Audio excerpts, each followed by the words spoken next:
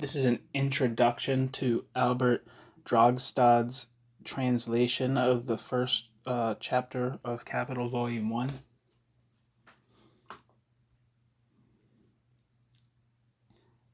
Das Kapital is the central philosophical text of scientific socialism.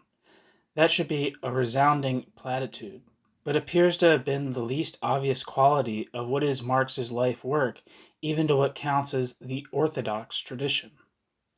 In 1887, Kautsky called it, quote, an essentially historical work, end quote, one which is a, quote, new historical and economic system, end quote.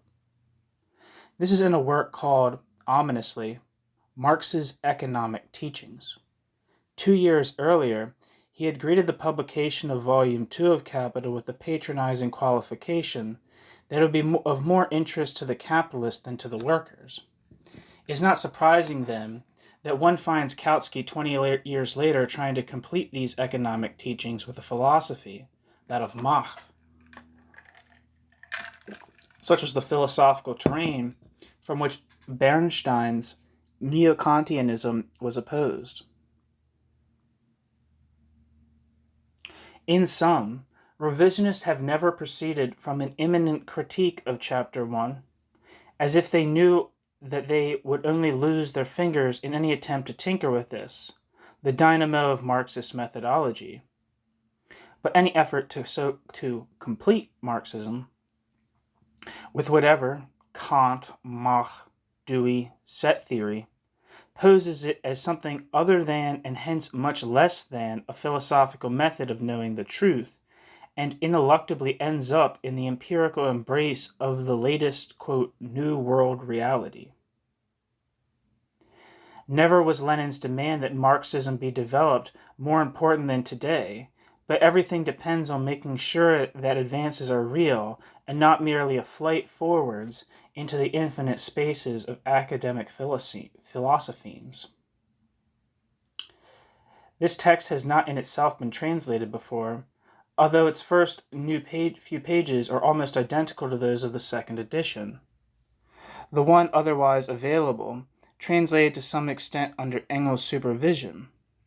The first edition has been neglected until recently, perhaps because Engels' supervision seems to have accredited the second, and because Marx wrote in the German afterword to the second edition, quote, the derivation of value by analysis of the equations, in which each exchange value is expressed, is achieved in a more strictly scientific way, and the connection between value substance and the determination of value amount by socially necessary labor time, which is only glanced at in the first edition, is expressly emphasized.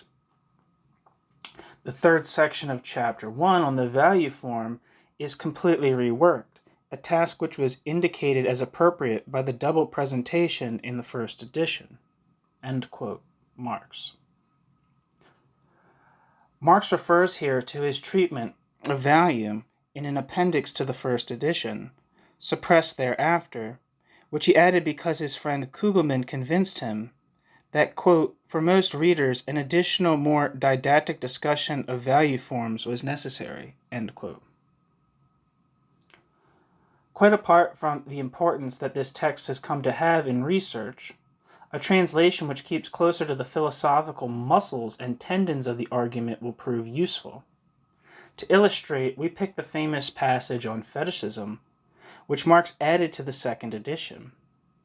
Quote, a commodity is therefore a mysterious thing, simply because in the commodity the social character of men's labor appears to them as an objective character stamped upon the product of that labor, because the relation of the producers to the sum total of their own labor is presented to them as a social relation, existing not between themselves, but between the products of their labor. This is the reason why the products of labor become commodities, social things whose qualities are at the same time perceptible and imperceptible by the senses. End quote.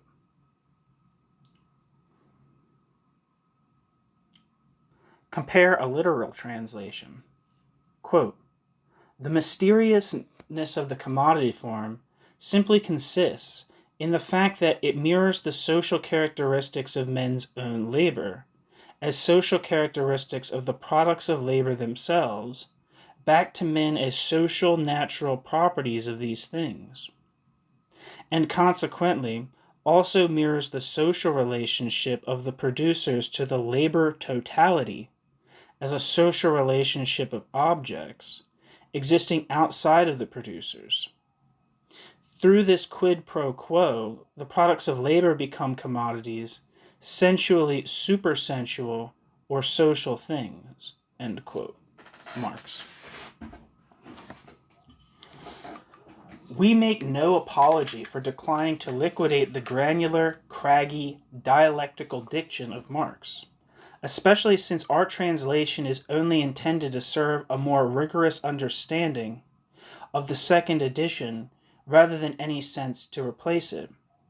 For that reason, we have omitted a translation of all the footnotes which Marx retains in the second edition, which contain only illustrative material, and this may call attention to the remaining notes, which Marx eliminated in order to remove as many Hegelian stumbling blocks as possible.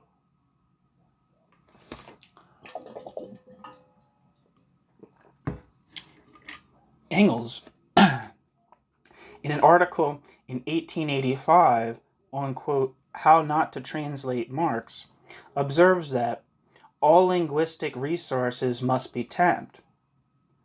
Since Marx's newly created German expressions require newly created English ones, compare the term labor totality in our sample.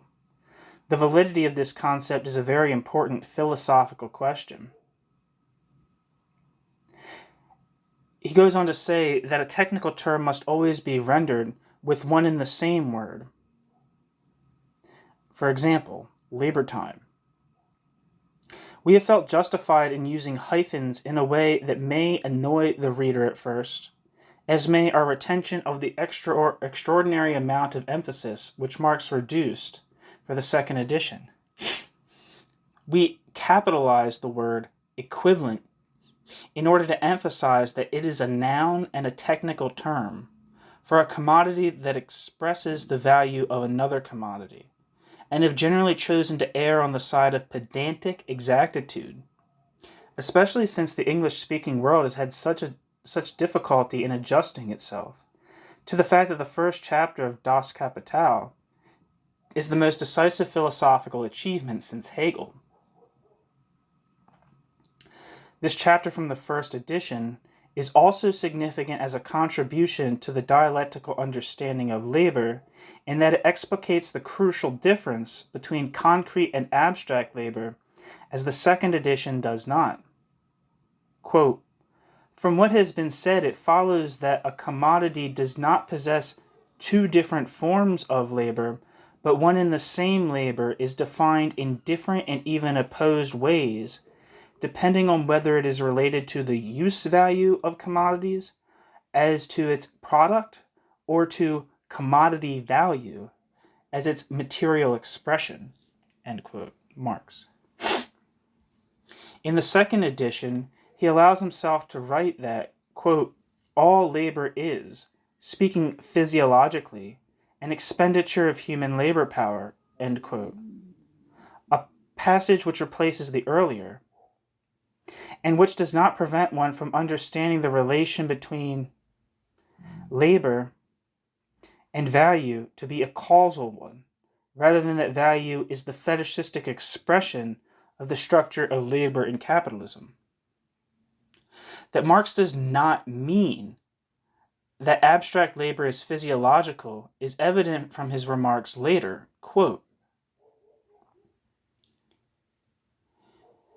The equalization of the most different kinds of labor can be the result only of an abstraction from their inequalities, or of reducing them to their common denominator, the expenditure of human labor power, or human labor in the abstract, end quote.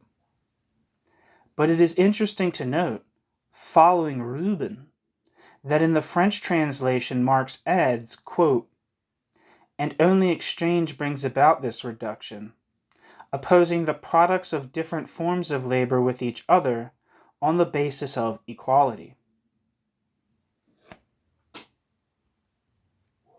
End of the introduction.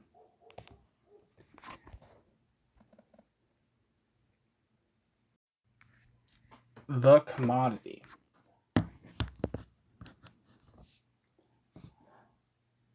The wealth of societies in which a capitalist mode of production prevails appears as a, quote, gigantic collection of commodities, end quote, and the singular commodity appears as the elementary form of wealth.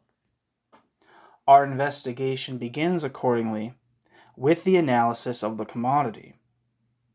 The commodity is first an external object, a thing which satisfies through its qualities human needs of one kind or another. The nature of these needs is irrelevant, for example, whether their origin is in the stomach or in the fancy. We are also not concerned here with the manner in which the entity satisfies human need, whether in an immediate way as food, that is, as object of enjoyment, or by a detour as means of production. Each useful thing, iron, paper, etc., is to be considered from a double point of view, in accordance with quality and quantity. Each such thing is a totality of many properties, and is therefore able to be useful in different respects. The discovery of these different respects, and hence of the manifold modes of utility of things, is an historical act.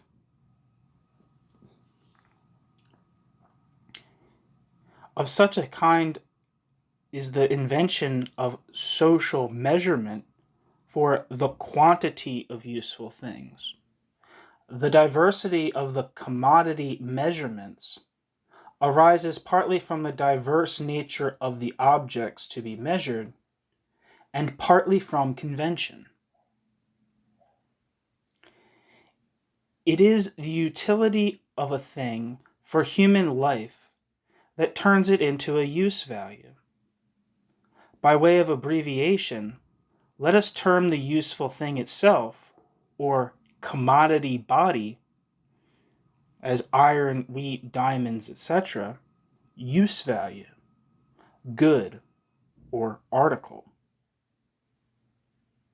In the consideration of use values, quantitative determination is always presupposed, as, for example, a dozen watches, a yard of linen, a ton of iron, etc. The use values of commodities provide the material for a study of their own, the science of commodities. Use value realizes itself only in use or in consumption. Use values form the substantial content of wealth, whatever its social form may be. In the form of society which we are going to examine, they form the substantial bearers at the very same time of exchange value. Exchange value appears first of all as a quantitative relationship. The proportion in which use values of one kind are exchanged for use values of another kind. A relationship which constantly changes in accordance with time and place. That is the reason why exchange value appears to be something accidental and a purely relative thing, and therefore the reason why the formula of an exchange value internal and immanent to the commodity appears to be a contradictio in adjecto, or, for us common people, contradiction in terms. Let us examine the matter more closely. A single commodity, for example, a quarter of wheat, is exchanged with other articles in the most varied proportions. Nevertheless, its exchange value remains unchanged, regardless of whether it is expressed in X bootblacking, Y soap, Z gold, etc. It must therefore be distinguishable from these, its various manners of expression. Now let us consider two commodities. For example, iron and wheat. Whatever their exchange relationship may be, it is always representable in an equation in which a given quantum of wheat is equated with some particular quantum of iron. For example, 1/4 of wheat equals what the hell is that again? I'm going to look this up real quick, sorry. CTW. Come on, Google.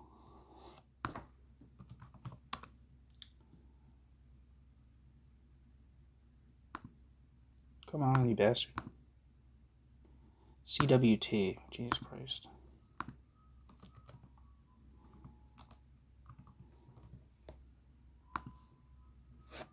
Hundredweight. Jesus Christ. There we are. 100. CWT is hundredweight. So if anyone looks at this, reads capital and wants to know what CWT means, it means hundredweight. It's the wind blowing a door in my house. It sounds like a haunted house. It is haunted. By me. Sorry. Now let us consider two commodities, for example, iron and wheat. Whatever their exchange relationship may be, it is always representable in an equation in which a given quantum of wheat is equated with some particular quantum of iron. For example, 1/4 of wheat equals 100 of iron. What does this equation say? That the same value exists in two different things, in 1/4 of wheat and likewise in 100 of iron. Both are equal, therefore, to a third entity, which in and for itself is neither one nor the other. Each of the two, insofar as it is an exchange value, must therefore be reducible to this third entity, independent of the other. Consider a simple geometrical example. In order to determine and compare the areas of all rectilinear figures. One reduces them to triangles. One reduces the triangle itself to an expression which is entirely different from its visible figure, half the product of its base by its altitude. Likewise, the exchange values of commodities can be reduced to a common entity, of which they represent a greater or lesser amount. Okay, in the text, the word, when it says common entity just there, it's a hyphenated word. So it's not an entity that is common, that happens to be common. It's a common entity, like a one singular concept. Not concept plus adjective.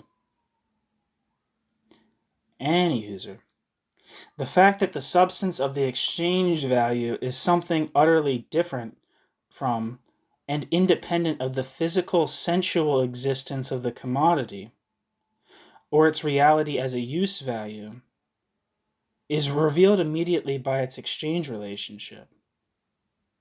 For this is characterized precisely by the abstraction from the use value. As far as the exchange value is concerned, one commodity is, after all, quite as good as every other, provided it is present in the correct proportion. Hence, commodities are first of all simply to be considered as values, independent of their exchange relationship or from the form in which they appear as exchange values. Commodities as objects of use or goods are corporeally different things. Their reality as values forms, on the other hand, these goods' unity.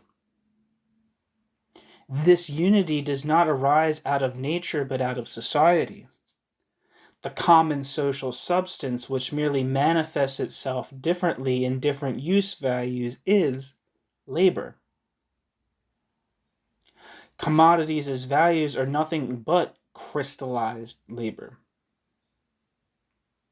The unit of measurement of labor itself is the simple average labor, the character of which varies admittedly in different lands and cultural epochs, but is given for a particular society. More complex labor counts merely as simple labor to an exponent, or rather to a multiple, so that a smaller quantum of complex labor is equal to a larger quantum of simple labor. For example, precisely how this reduction is to be controlled is not relevant here.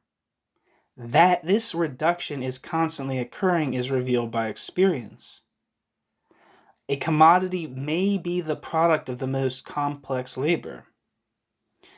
Its value equates it to the product of simple labor, and therefore it represents on its own merely a definite quantum of simple labor.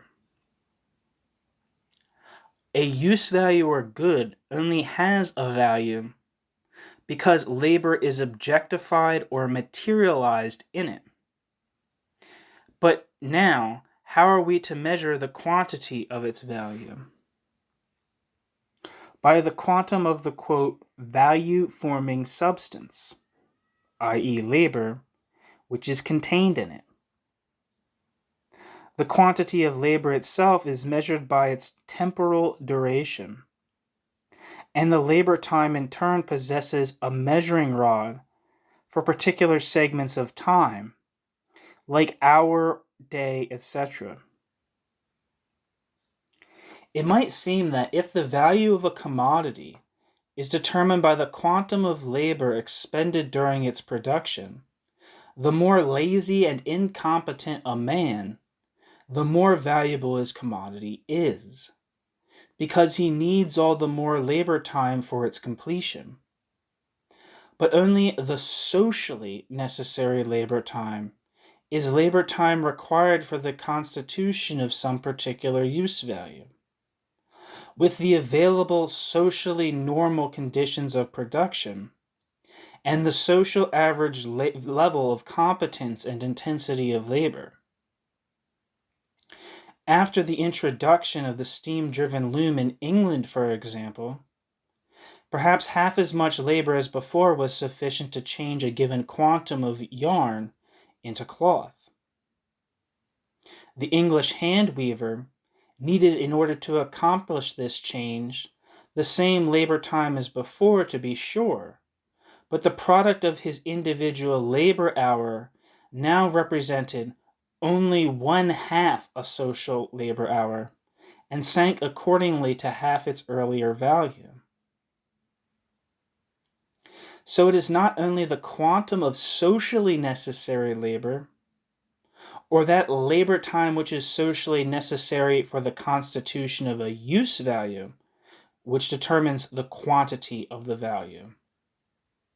The single commodity counts here in general as an average sample of its own kind. Commodities in which equally large labor quanta are contained, or which can be produced within the same labor time, for that reason have the same quantity of value. The value of a commodity is related to the value of every other commodity, as the labor time necessary for the production of the one commodity is related to the labor time necessary for the production of the other commodity.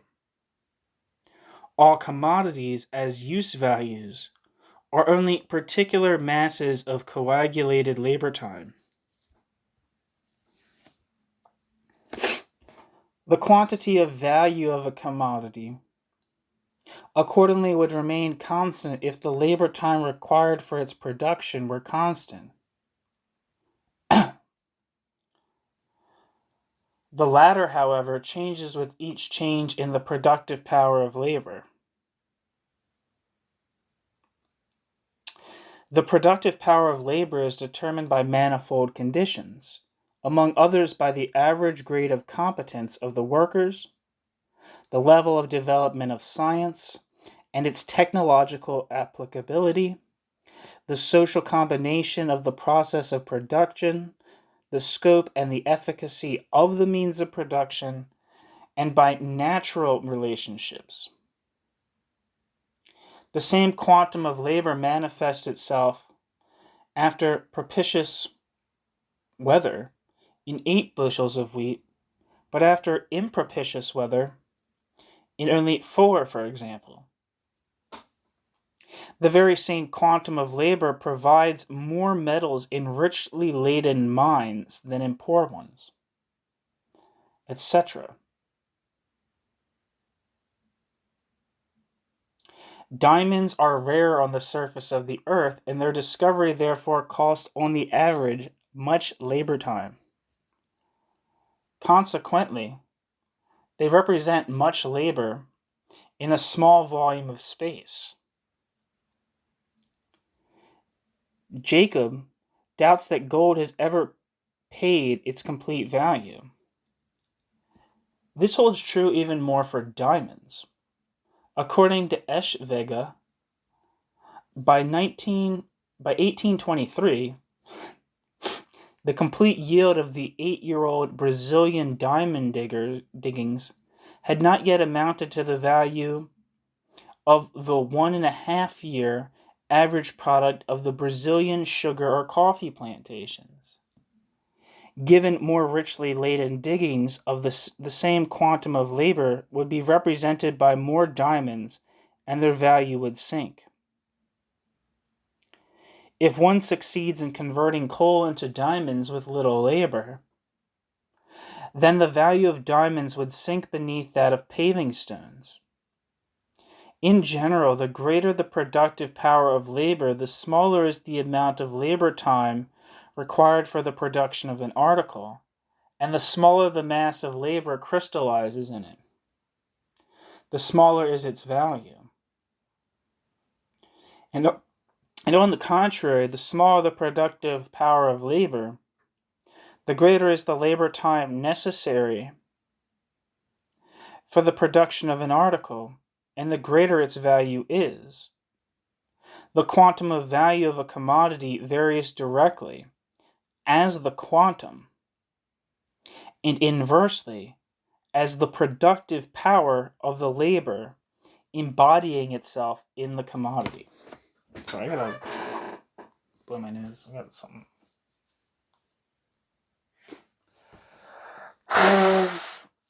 Jesus Christ. Still sick.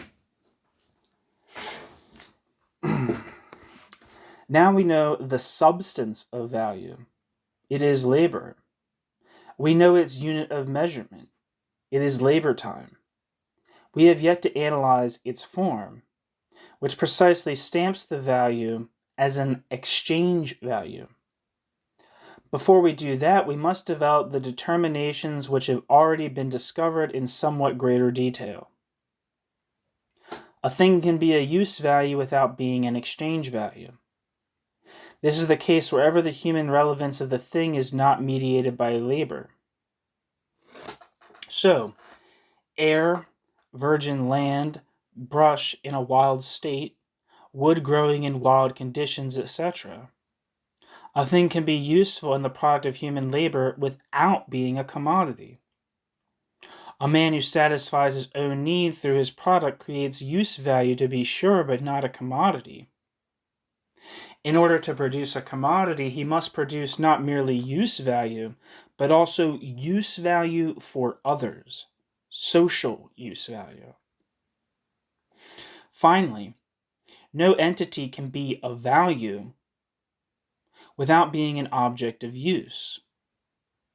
If it is useless, then the labor contained in it is also useless, does not count as labor, and hence does not form a value.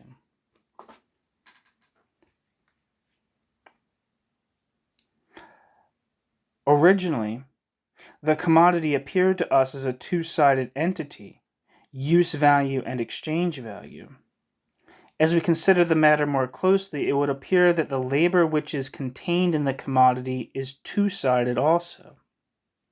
This aspect, which I am the first to have developed in a critical way, is the starting point upon which comprehension of political economy depends.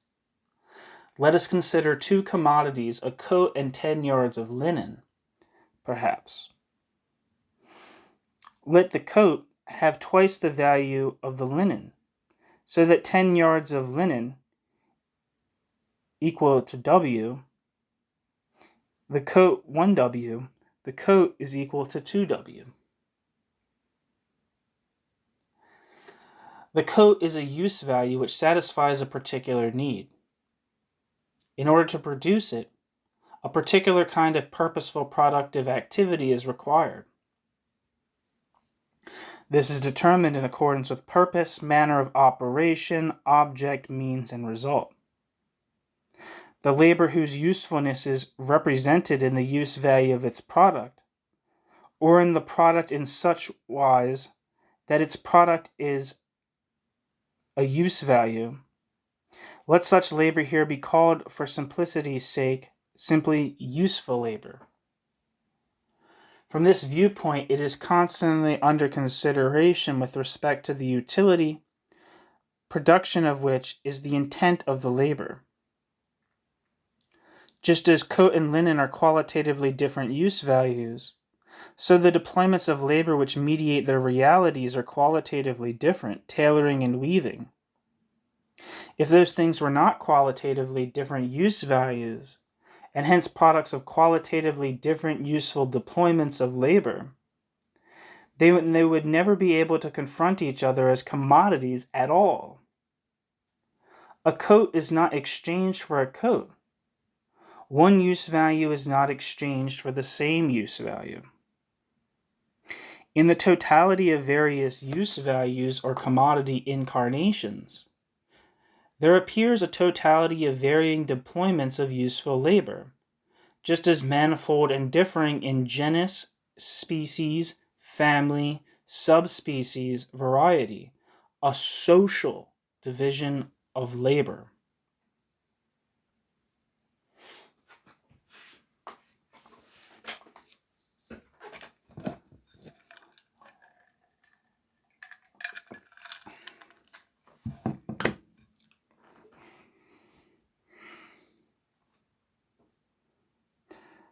This is the precondition for the existence of commodity production. And it is not the case that commodity production is the precondition for the existence of the social division of labor. In the community of ancient India, labor is socially divided without the products becoming commodities. Or, a more immediate example, in every factory, labor is systematically divided, but this division is not thereby mediated by the fact that the workers exchange their individual products. Only products of those deployments of private labor, which are self-sufficient and independent of one another, confront one another as commodities. So we have observed the following: that a particular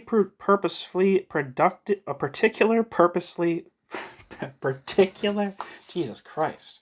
So we have observed the following: that a particular purposefully productive activity or useful labor lurks in the use value of every commodity. Use values cannot confront one another as commodities unless deployments of qualitatively different useful labor lurk in them. In a society whose products generally assume the form of commodity, i.e., in a society of commodity producers, this qualitative difference in the deployments of useful labor, which are carried on independently of one another as the private business of self-sufficient producers, develops into a multifaceted system, to a social division of labor. It is a matter of indifference in any case to the coat, whether it is worn by the tailor or one of his customers. In both cases, the coat acts as a use value. Just as little is the relationship between the coat and the labor which produced it changed in and for itself by virtue of the fact that tailoring is a profession in itself, an independent member of the social division of labor. Where a need for clothing compelled him, man plied the activity of tailor for whole millennia before he became a tailor instead of a man. Fuck, that's a good line. Sorry, I gotta repeat that. Where a need for clothing compelled him, man plied the activity of tailor for whole millennia before he became a tailor instead of a man.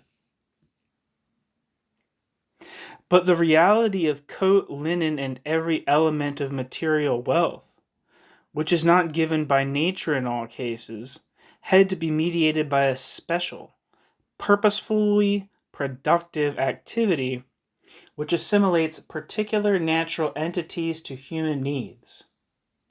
As the former of use values, as useful labor, labor is thereby the precondition of existence for man, independent of all social forms, and an eternal necessity of nature for the sake of mediating the material interchange between man and nature, i.e., human life. Use values, coat, linen, etc., in brief, the commodity bodies, one word, commodity bodies, are connections of two elements, natural matter and labor. If one subtracts the total sum of all different instances of useful labor which lurk inside the coat, linen, etc., there always remains a material substrate left over which is present naturally without the interference of man. Man can only proceed in his producing like nature does herself, i.e., only change the forms of material. And what is more, in this labor of formation itself, he is constantly supported by natural forces. Labor is not, therefore, the only source of those use values which are produced by labor, material wealth. Labor is its father, as William Petty says, and the earth is its mother.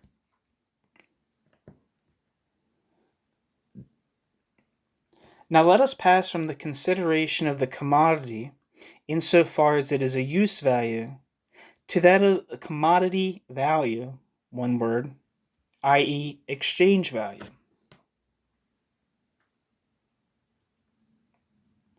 According to our assumption, the coat has double the value of linen. This, however, is only a quantitative difference, which is not yet of immediate interest to us. We recall, therefore, that if the value of a coat is twice as great as that of 10 yards of linen, then 20 yards of linen have the same amount of value as a coat. As values, a coat and linen are things of equal substance, objective expressions of similar labor. But tailoring and weaving are qualitatively different kinds of labor. Conditions of society, however, are found wherein the very same person alternately tailors and weaves, and both these modes of laboring are therefore merely modifications of the labor of one and the same individual, and are not yet specific, definite functions of different individuals. Just as the coat which our tailor makes today, and the trousers which he is to make tomorrow, only presupposes variations of the same individual labor. Appearance itself teaches, moreover, that in our capitalistic society, a given proportion of human labor is adduced alternatively in the form of tailoring or in the form of weaving on each occasion in accordance with the shifting direction of the demand for labor. This changing of form which labor endures may occur not without friction, but it must occur. If one disregards the determinacy of productive activity, and therefore disregards the useful character of labor, it remains true about it that it is an expenditure of human labor power. The labor of a tailor and weaving, although they are qualitatively different productive activities, are both productive expenditure of human brain, muscle, nerve, hand, etc., and are both in this sense human labor. They are merely two different forms of expending human labor power. Admittedly, human labor power itself has to be more or less developed in order to be expended in this form or that form. The value of the commodities, however, represents human labor in the simplest form, the expenditure of human labor power in general. Just as a general or banker plays a big role in bourgeois society, but the simple human being, on the other hand, plays a very shabby role, that is the way things stand here also in the case of human labor. It is the expenditure of simple labor power, which every normal human being possesses in his bodily organism, quite apart from any special elaboration. Take the labor power of a farm laborer, for example, for simple labor power, and take the expenditure of that labor power consequently for simple labor or human labor without further adornment, but take the labor of tailoring and take the tailor of laboring on the other hand for the expenditure of more highly developed labor power. While the working day of the farm laborer is represented consequently by the value expression of, say, 1/2 W, say, the working day of the tailor is represented by the value of W, by the value expression W. This difference, however, is merely quantitative. If the coat is the product of one working day of the tailor, it has the same value as the product of 2 working days of the farm laborer. In this way, however, the tailor's work counts only on each occasion as multiplied farm laborer's work. The various proportions wherein differing species of labor are reduced to simple labor as their unit of measurement are established by a social process behind the back of the producers and appear to them consequently as given by tradition. For purposes of simplification, every species of labor power counts for us in the following immediately as simple labor power, whereby we are only sparing ourselves the effort involved in the reduction to it. Therefore, just as one is abstracting in the case of the values of coat and linen from the difference between their use values, just so in the case of the labor which these values represent, is one abstracting from the difference between the useful forms, wherein labor is on the one hand tailoring labor, and on the other hand weaving. Just as the use values coat and linen are connections of purposeful productive activity with cloth and yarn, whereas the values coat and linen, on the other hand, are mere labor precipitates of a similar species. Just so also, let me repeat that, I'm spacing out. Just as the use values coat and linen are connections of purposeful productive activities with coat and yarn, with cloth and yarn, whereas the values coat and linen, on the other hand, are mere labor precipitates of a similar species. Just so does also the labor contained in these values count not on account of its productive relationship to cloth and yarn, but only as expenditure of human labor power. Tailoring and weaving are formative elements of the use values, coat and linen, precisely by virtue of their different qualities. But they are only the substance of coat value and linen value, insofar as there is an abstracting from their specific quality, and both possess the same quality, the quality of human labor.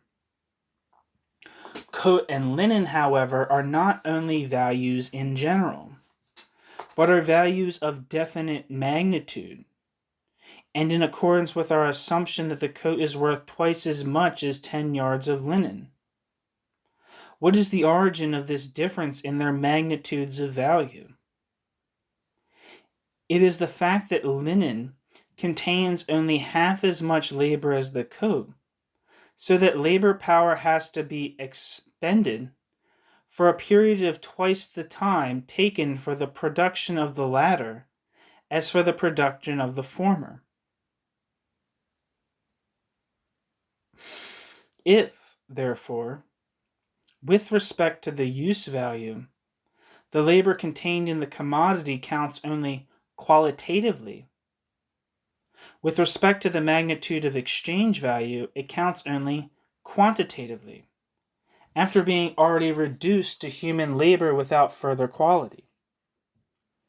In the former case, what is at issue is the how and what of labor, and in the latter case, what matters is how much, its temporal duration.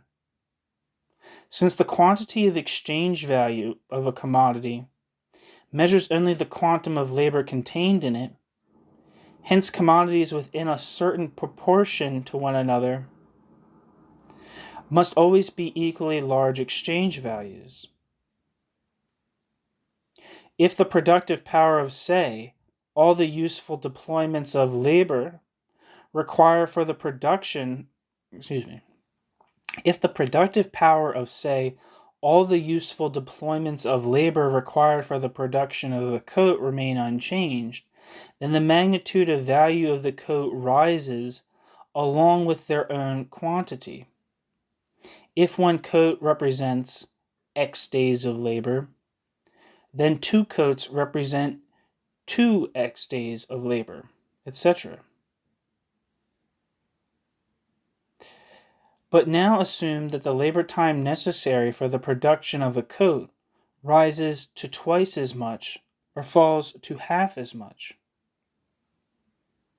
In the first instance, a coat has as much value as two coats had previously, and in the latter case, two coats have only just so much value as previously one had. Although in both cases a coat performs the same tasks as before, and the useful labor contained in it remains of the same beneficence as before. But the labor,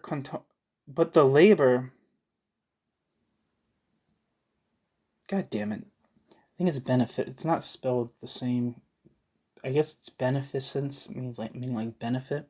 I'm going to repeat the sentence.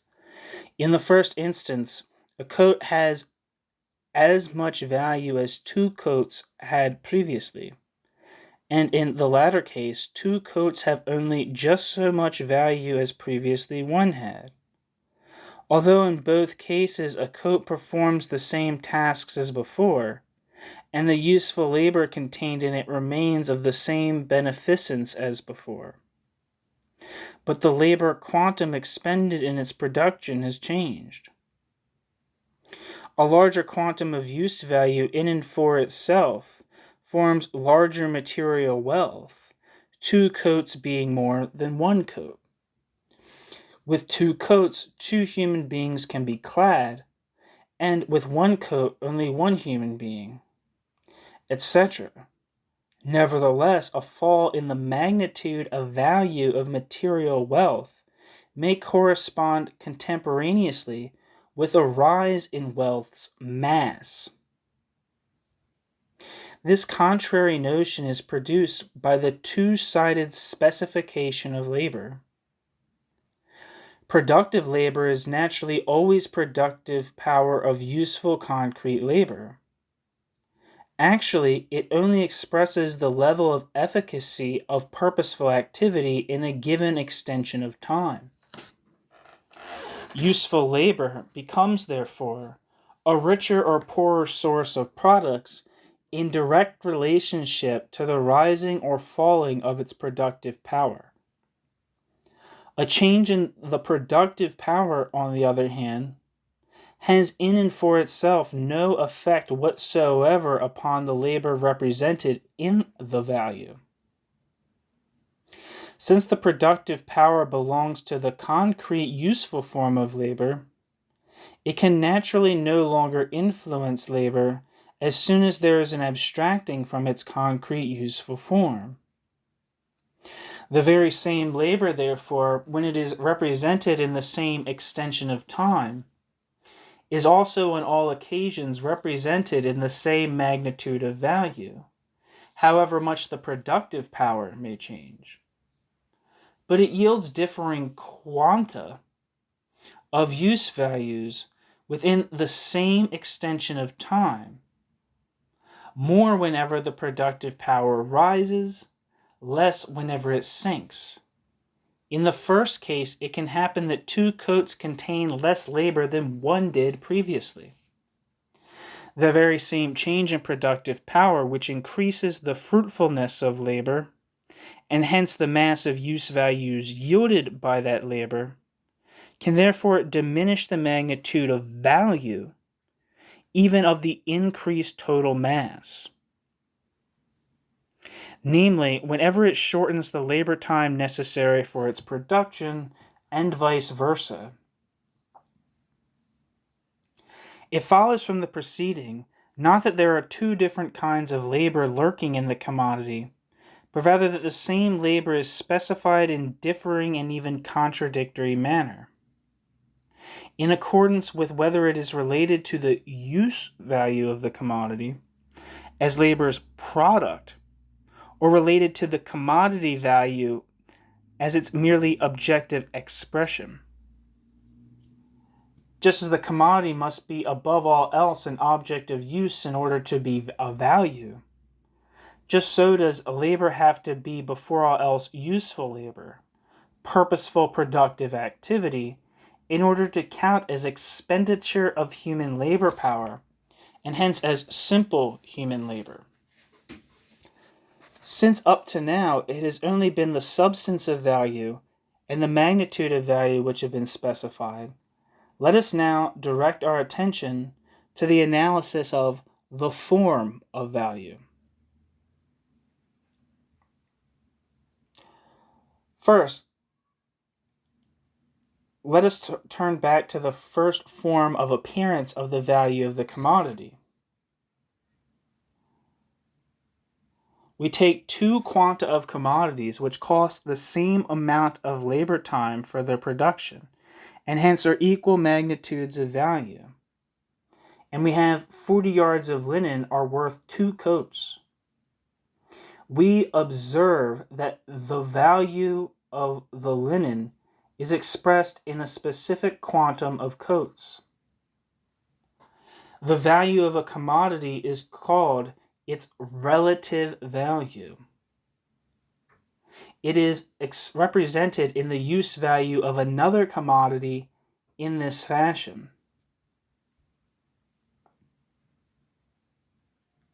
The relative value of a commodity can change, although its value remains constant. And going the other way, its relative value can remain constant, although its value changes. The equation 40 yards of linen equals 2 coats presupposes, after all, that both commodities cost equally much labor. With every change in the productive power of the deployments of labor which produce them, there is a change in the labor time necessary for their production. Let us consider the influence of such changes upon relative value.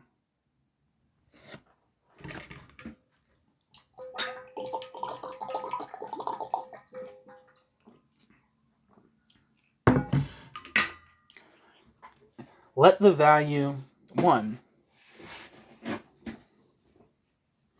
The first change we can consider is what 1 means. Let the value of the linen change while the coat value remains constant. If the labor time expended in the production of linen doubles, perhaps as a consequence of increasing sterility of the soil employed in growing flax, then its value doubles. In place of 40 yards of linen equal to 2 coats, we would have 40 yards of linen equals 4 coats. Since 2 coats now contain only half as much labor time as 40 yards of linen. If the labor time necessary for the production of linen decreases by half, on the other hand, and perhaps as a consequence of improved looms, in that case the linen value sinks by half. In consideration of this, we now have 40 yards of linen equals only 1 coat.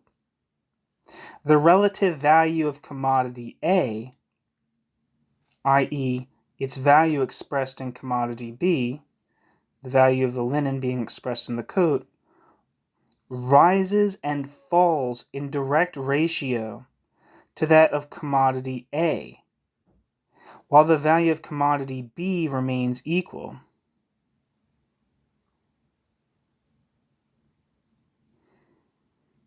Another change. Let the value of the linen remain constant while the coat value changes. If the labor time necessary for the production of the coat doubles under these conditions, perhaps as a consequence of a disappointing shearing of sheep, then we have, instead of 40 yards of linen equals 2 coats, we now have 40 yards of linen equals 1 coat. If the value of the coat falls by half, on the other hand, then 40 yards of linen then equals 4 coats.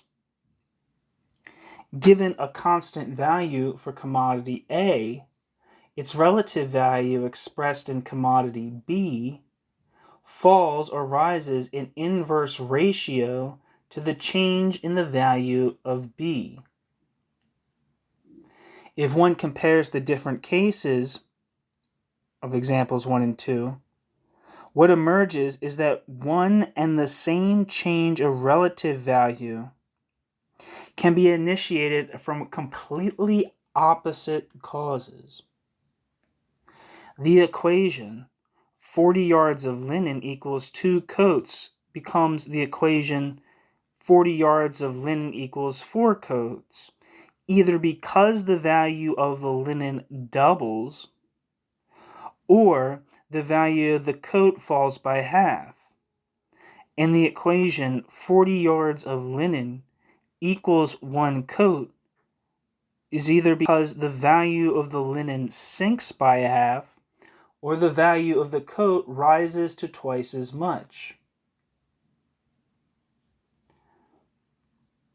Example 3. Let the labor quanta necessary for the production of linen and coat vary contemporaneously, in the same direction and same proportion. In this case, 40 yards of linen equals 2 coats, the same as before. However, their values may have changed.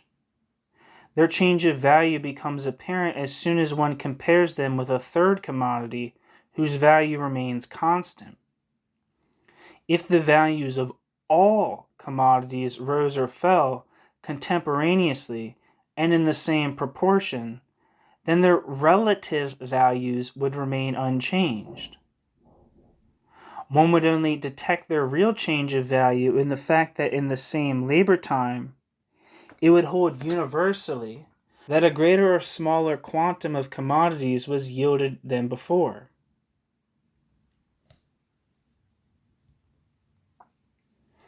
Example 4.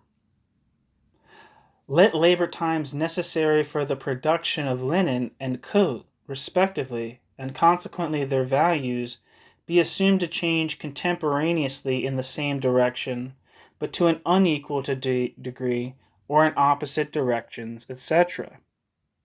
The influence of all such possible combinations upon the relative value of a commodity may be deduced simply by application of cases 1, 2, and 3.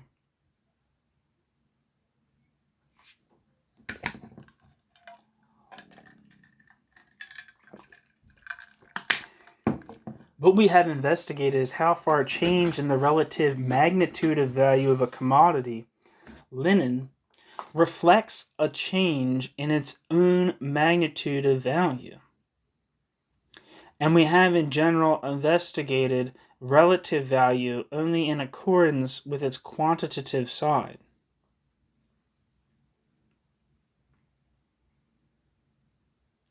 We now turn to its form. If relative value is the form wherein the value manifests itself, then the expression of the equivalence of two commodities, for example, X of commodity A equals Y commodity B, or 20 yards of linen equals 1 coat, is the simple form of relative value.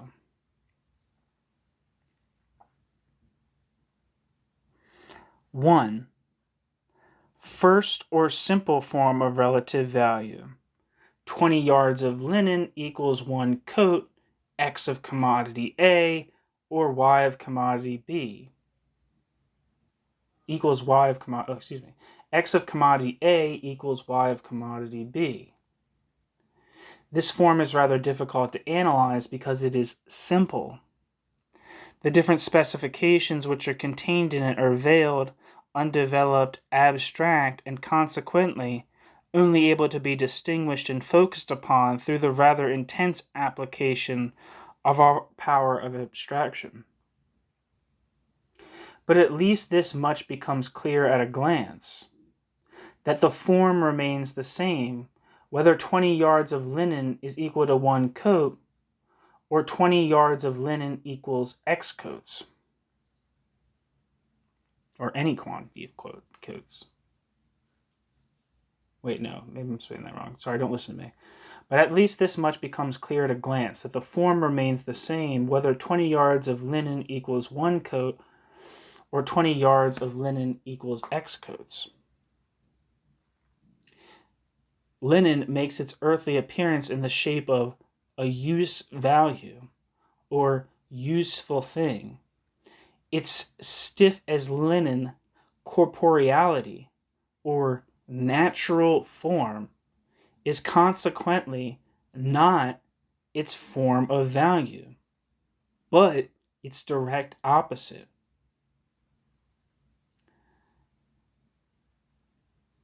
Linen reveals its own reality as value immediately by relating itself to another commodity, the coat, as equal to itself. If it were not itself value, then it could not relate itself to coat as value, as its own sort of thing. It posits itself as qualitatively equal to the coat by relating itself to its objectification. It posits itself as qualitatively equal to the coat by relating itself to the coat as objectification of human labor of the same species, i.e., of its own value substance. and it posits itself as equal to only one coat instead of X coats, not because it is not just value in general, but value of a specific magnitude. And a coat, however, contains precisely just so much labor as 20 yards of linen. By this relationship to the coat, linen swats different flies with one stroke. By equating the other commodity to itself as value, the coat, by relating the other commodity to itself as value, it relates itself to itself as value. Linen relates itself to itself as value.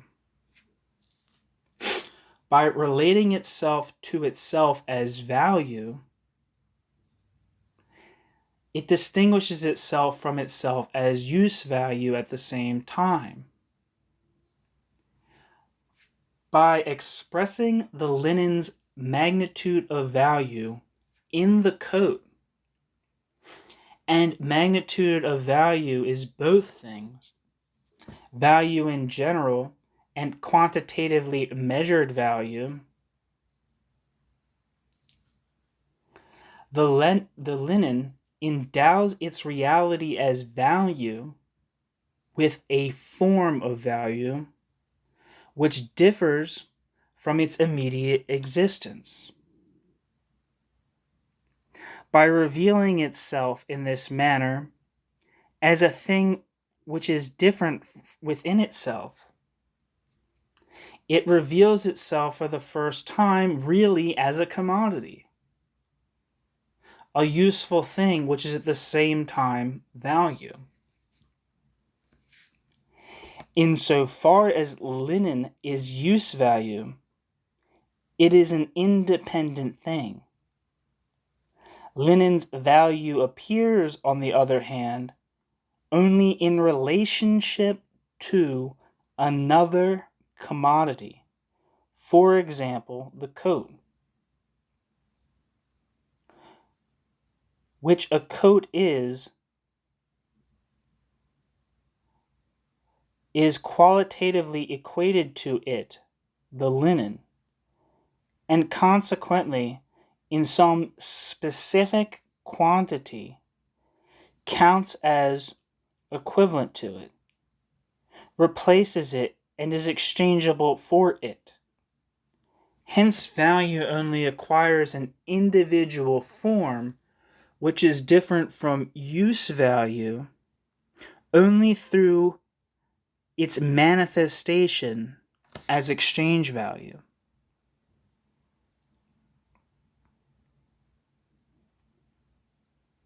The expression of the value of linen in the coat impresses a new form upon the coat itself. After all, what is the meaning of the value form of linen? Evidently, that the coat is exchangeable for it. Whatever else may happen to it and its mundane reality, it possesses in its natural form, coat. Now, the form of immediate exchangeability with another commodity, the form of an exchangeable use value, or equivalent. The specification of the equivalent contains not only the shape that a commodity is value, the specification of the equivalent contains not only the fact that a commodity is value at all, but the fact that the equivalent, in its corporeal shape, its use value, counts as value for another commodity, and consequently is immediately at hand as exchange value for the other commodity. As value, linen is composed exclusively of labor and forms a transparently crystallized precipitate of labor. In reality, this crystal is very murky, however, insofar as labor is detectable in it, and not every embodiment of commodity reveals the trace of labor. It is not some undifferentiated human labor, but rather weaving, spinning, etc., which in addition are by no means the only components of its substance, but of course are leavened with matter derived from nature. In order to retain linen as a merely corporeal expression of human labor, one has to abstract. In order to retain linen as a merely corporeal expression of human labor, one has to abstract from all that which makes it to be really a thing. Any objectivity of human labor, which is itself abstract, i.e., without any additional quality and content, is necessarily an abstract objectivity, a thing of thought. In that fashion, a web of flax turns into a chimera. But commodities are objects. They have to be what they are in an object-like way, or else reveal it in their own object-like relationships. In the production of linen, a particular quantum of human labor exists in having been expended. In the production of linen, a particular quantum of human labor exists in having been expended. The linen's value is the merely objective reflection of the labor so expended, but it is not reflected in the body of the linen. The linen's value reveals itself, i.e., acquires a sensual expression by its value relationship to the coat. By the linen's equating the coat to itself as value, while at the same time distinguishing itself from the coat as object of use, what happens is that the coat becomes the form of appearance of linen value, as opposed to linen body, its value form as distinguished from the linen's natural form.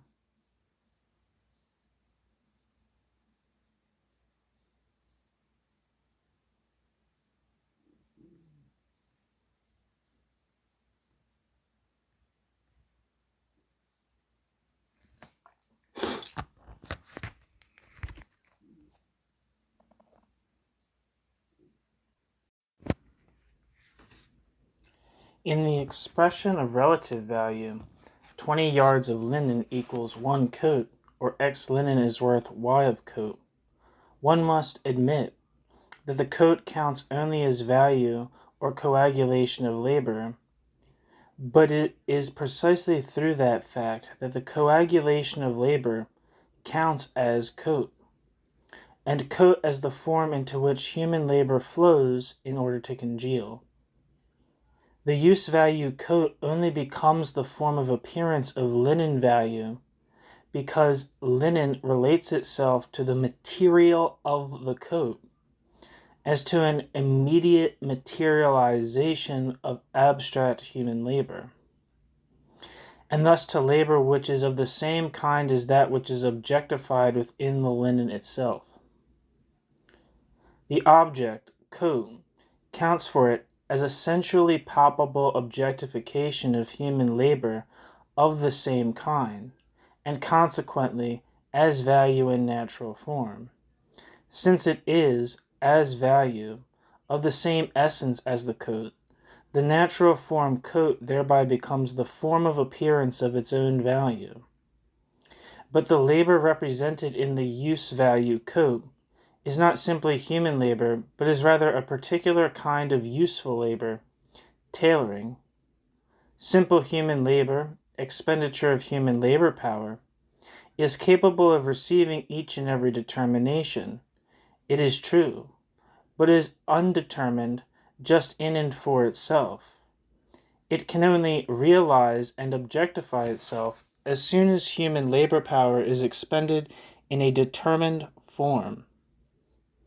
As determined and specified labor, because it is only determined and specified labor which can be confronted by some natural entity, an external material, in which labor objectifies itself.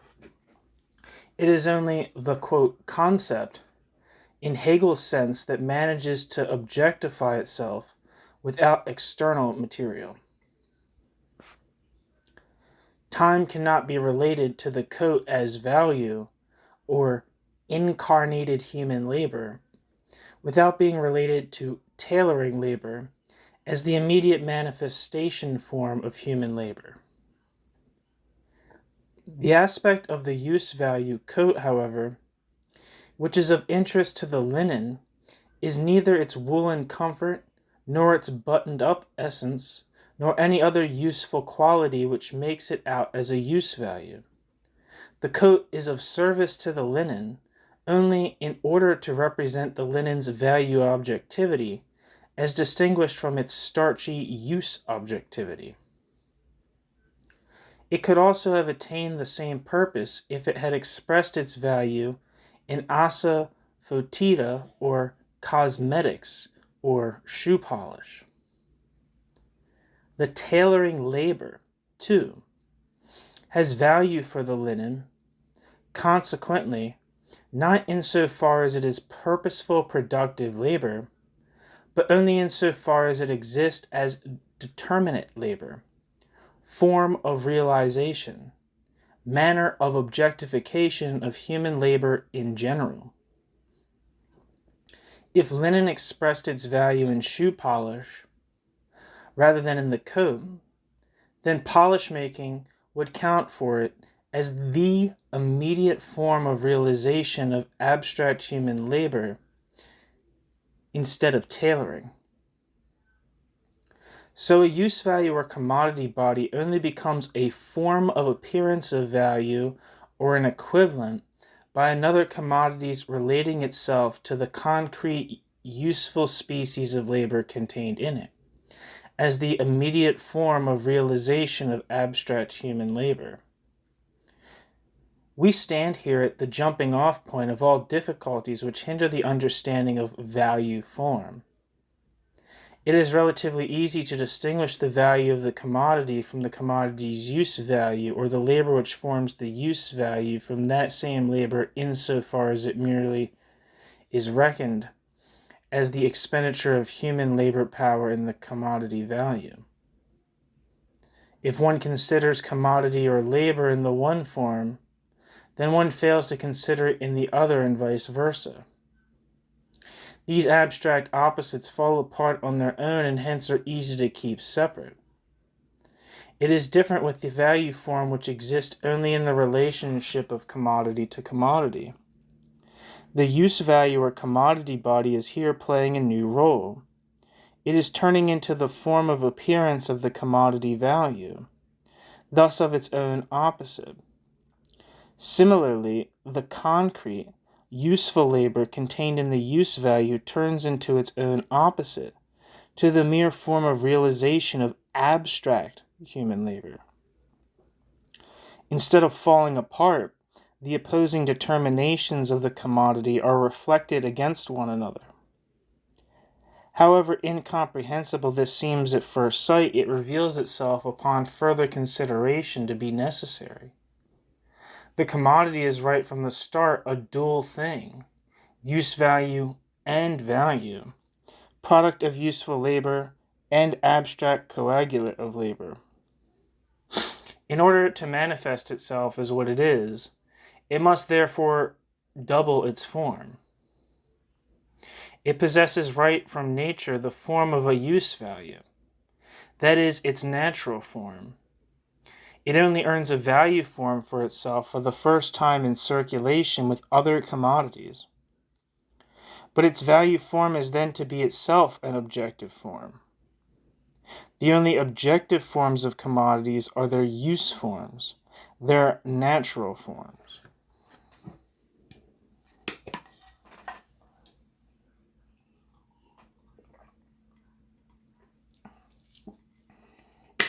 Now, since the natural form of a commodity, for example, linen, is the exact opposite of its value form, it has to turn another natural form, the natural form of another commodity, into its commodity form. A thing that it cannot do immediately for itself, it can do immediately for another commodity, and therefore by a detour for itself. It cannot express its value in its own body or in its own use value, but it can relate itself to another use value or commodity body as an immediately existent value. It can relate itself not to the concrete labor contained in itself, but doubtless to that contained in another species of commodity as a mere form of realization of abstract human labor. For that, it only needs to equate the other commodity to itself as an equivalent. The use value of a commodity only exists at all for another commodity insofar as it serves in this fashion for the form of appearance of its value. If one considers only the quantitative relationship in the simple relative value expression, X commodity A equals Y commodity B, then one finds also only the laws developed above concerning the motion of relative value, which all rest upon the fact that the amount of value of commodities is determined by the labor time required for their production. But if one considers the value relation of both commodities in their qualitative aspect, then one discovers in that simple expression of value the mystery of value form, and hence, in a nutshell, of money.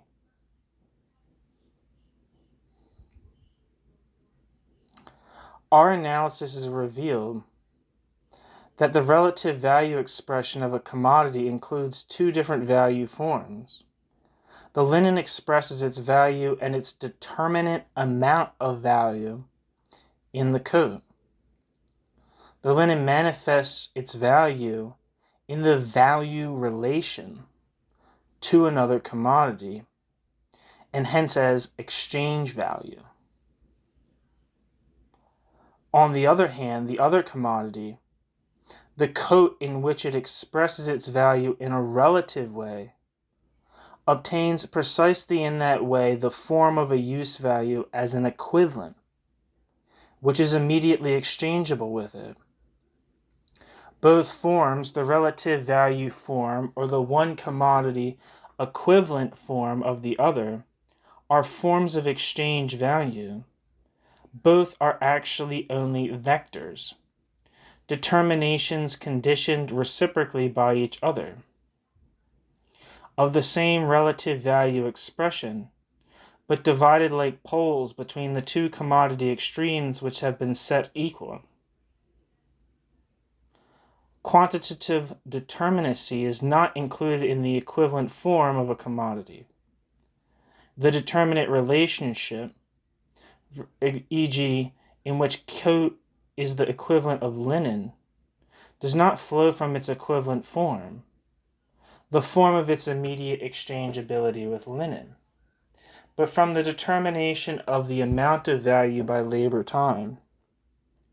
The linen is only able to represent its own value in coats, by relating itself to a determinate coat quantum as a given quantum of crystallized human labor. If the coat value changes, then this relationship also changes. But in order that relative value of linen may change, it has to be present, and it can only be formed upon given coat value. Now, whether the linen represents its own value in 1, 2, or X coats depends, under this presupposition, completely upon the amount of value of a yard of linen and the number of yards whose value is supposed to be manifested in the form of coats. The amount of value of a commodity can only express it in the use value of another commodity as relative value. A commodity only obtains the form of an immediately exchangeable use value, which is what is meant by the term equivalent. On the other hand, only as the material in which the value of another commodity is expressed. This distinction is obscured by a characteristic peculiarity of the relative value expression in its simple or first form. The equation 20 yards of linen is being worth 1 coat, or 20 yards of linen, the equations 20 yards of linen equals 1 coat, or 20 yards of linen are worth a coat, includes, after all, precisely the identical equation 1 coat equals 20 yards of linen, or 1 coat is worth 20 yards of linen. The relative value expression of the linen, in which the coat figures as equivalent, thus contains from the reverse the relative value expression of the coat, in which the linen figures as equivalent. Although both determinations of the value form, or both modes of manifestation of the commodity value as exchange value, are only relative, they do not both appear relative to the same degree. In the relative value of the linen, 20 yards of linen equaling 1 coat, the exchange value of linen is expressly manifested as its relationship to another commodity. As far as the coat is concerned, it is admittedly an equivalent insofar as linen is related to the coat as form of appearance of its own value, and hence as something immediately exchangeable with itself, the linen. Only within this relationship is the coat an equivalent, but it conducts itself passively. It seizes no kind of initiative. It finds itself in relationship because things relate themselves to it. The character which is constituted for it out of its relationship with the linen thus does not appear as the result of the coat's own relating, but as present without any additional activity of its own. In addition, the specific mode and manner in which the linen relates to the coat is exactly appropriate to the end of doing it to the coat. However modest it be, and however far from being the product of a, quote, tailor run mad with pride, end quote. The linen, after all, relates itself to the coat as the sensually existing materialization of human labor in abstracto, and hence as present value body. It is this only because and insofar as the linen relates itself to the coat in this specific manner. The coat's status as an equivalent is, so to speak, only a reflection determination of linen. But the situation seems just the reverse. On the other hand, the coat does not take the trouble to relate itself to anything.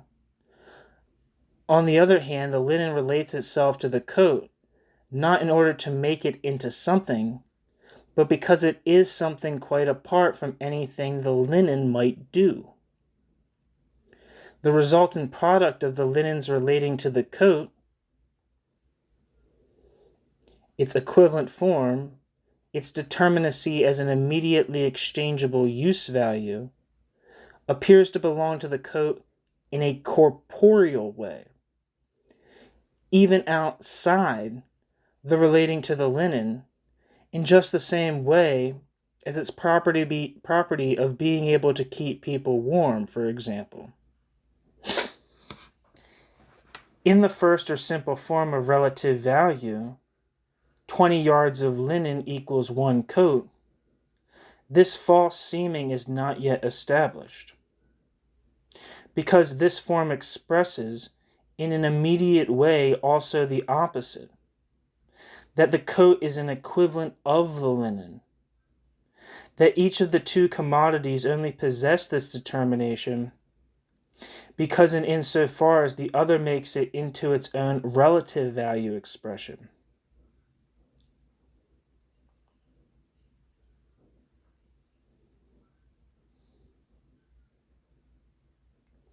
In the simple form of relative value, or the expression of the equivalence of two commodities, the development of the form of value is correspondent for both commodities, although in each case in the opposite direction.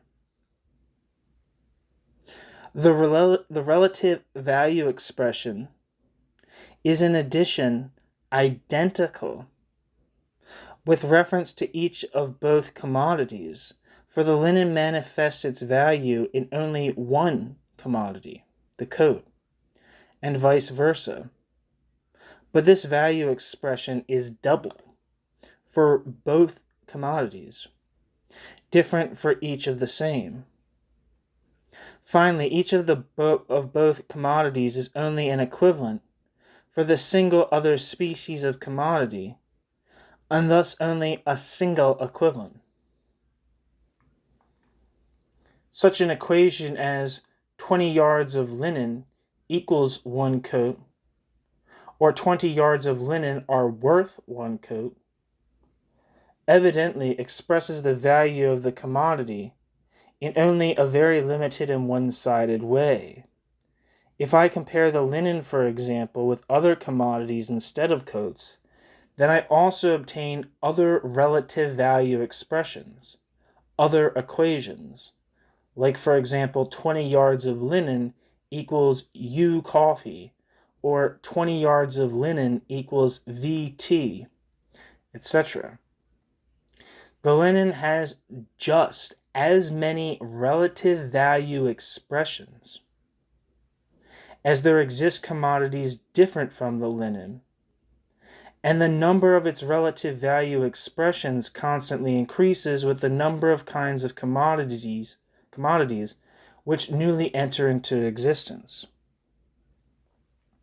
The first form, 20 yards of linen equals 1 coat, yielded two relative expressions for the value of two commodities. This second form yields the most variegated mosaic of relative expressions for the value of the same commodity. In addition, there seems to be nothing gained either for the expression of the amount of value,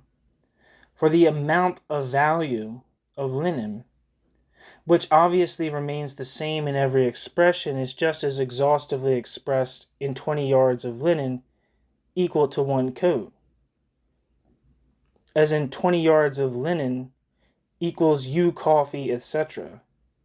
The coffee and the etc. are only single equivalents, just as the coat was. Nevertheless, this second form contains within itself an essential development of form, for latent in it is, after all, not only the fact that linen happens to express its value at one time in coats and at another time in coffee, etc., but the fact that it expresses its use value as much in coats as in coffee, etc., either in this commodity or that or the third. The continuing determination is revealed as soon as this second or developed form of the relative value expression is manifested in its connection. We obtain, then, the second or developed form of relative value. 20 yards of linen equals 1 coat, or U coffee, or V tea, or X iron, or Y wheat, or etc., etc. Z commodity A equals U commodity B, or V commodity C, or W commodity D, or X commodity E, or Y commodity F, or etc. The first thing is obviously that the first form constitutes the basic element of the second. For the latter consist of many simple relative value expressions as 20 yards of linen equals 1 coat, 20 yards of linen equals U coffee, etc. etc. In the first form, 20 yards of linen equals 1 coat, it may appear like an accidental fact that these two commodities are exchangeable in this specific quantitative relationship. In the second form, however, a background which is essentially different from and determinate of the accidental appearance immediately shines through. The value of the linen remains equally large whether expressed in coat or coffee or iron, etc. etc. etc. I don't even freaking know how to pronounce that word. It's so embarrassing. In innumerably different commodities belonging to the most different possessors. The value of the linen remains equally large whether expressed in coat or coffee or iron, etc., in innumerably different commodities belonging to the most different possessors. The accidental relationship of two individual possessors of commodities falls away. It becomes clear that it is not the exchange which regulates the amount of value of the commodity, but in the opposite way, the amount of value of the commodity which regulates the commodity's relationships of exchange. In the expression 20 yards of linen equals 1 coat, the coat counted as the form of appearance of the work objectified in the linen. In that way, the labor contained in the linen was equated to the labor contained in the coat, and was thereby determined as comparable human labor. This determination did not, however, reveal itself expressly. At the level of immediacy, the first form equates the labor contained in the linen only to the labor of tailoring. Otherwise, with the second form, in the indefinite, constantly extendable series of its relative value expressions, the linen relates itself to all possible commodity bodies as mere form of appearance of the labor which is contained in itself. Consequently, it is at this point that the linen value is for the first time really manifested as value, i.e., or crystal of human labor in general. The second form consists of a sum of the familiar equations of the first form. Each of these equations, like 20 yards of linen equals 1 coat, contains the reciprocal 1 coat equals 20 yards of linen, in which case the coat manifests its value in the linen, and precisely thereby manifests the linen as an equivalent. Now, since this holds of each of the innumerable relative value expressions of linen, we obtain the third reversed or reciprocal second form of relative value. With one coat equaling 20 yards of linen, or U coffee equaling a certain amount of some commodity, or VT equaling a certain amount of some other commodity, or X iron equaling some amount of another commodity, Y wheat equaling a certain amount of another commodity, etc. Wait, hold on, maybe I read that wrong. It's like a chart. I think I misread that actually. It's one coat equals 20 yards of linen, and so a certain amount of coffee will equal 20 yards of linen. Wait, I don't know. Jesus Christ, I don't know how to verbalize this chart.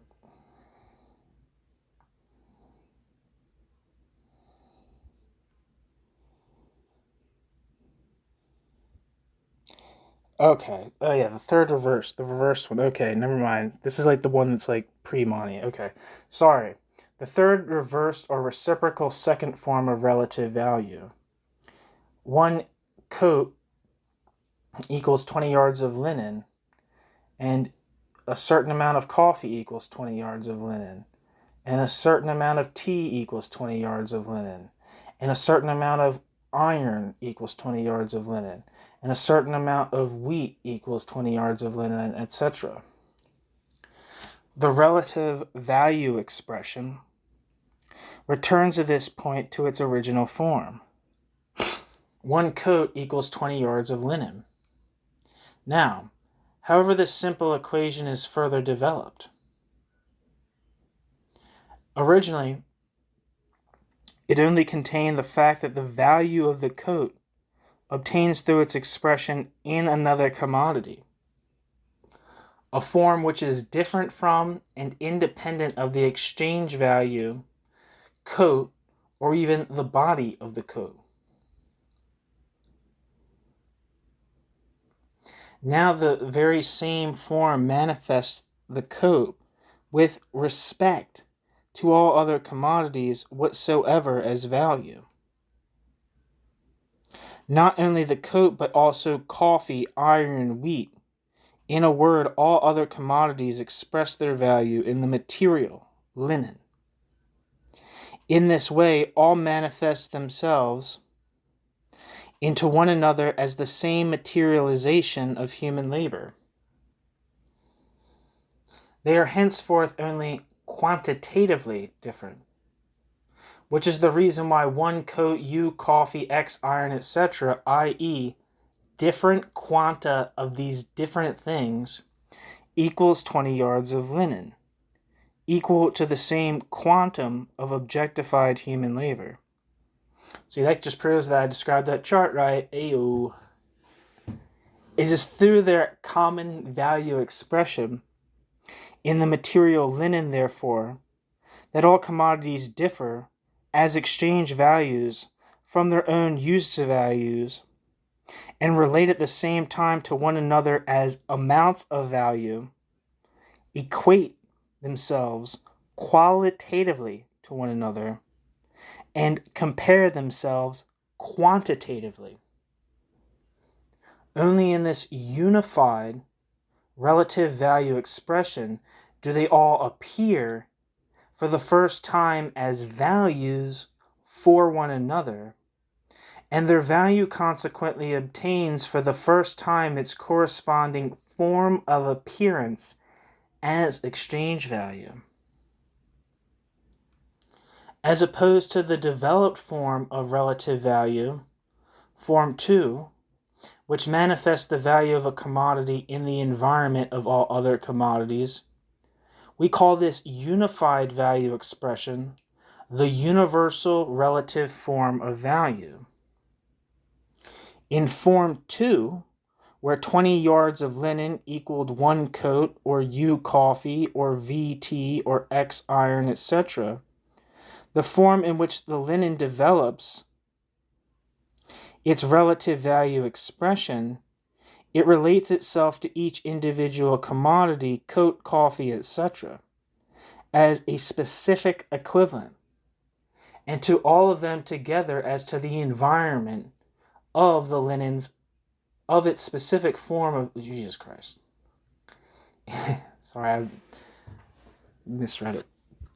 In Form 2, where 20 yards of linen equals 1 coat, or U coffee, or V tea, or X iron, etc., the form in which the linen develops its relative value expression, it relates itself to each individual commodity, coat, coffee, etc., as a specific equivalent, and to all of them together as to the environment of its specific forms of the equivalent.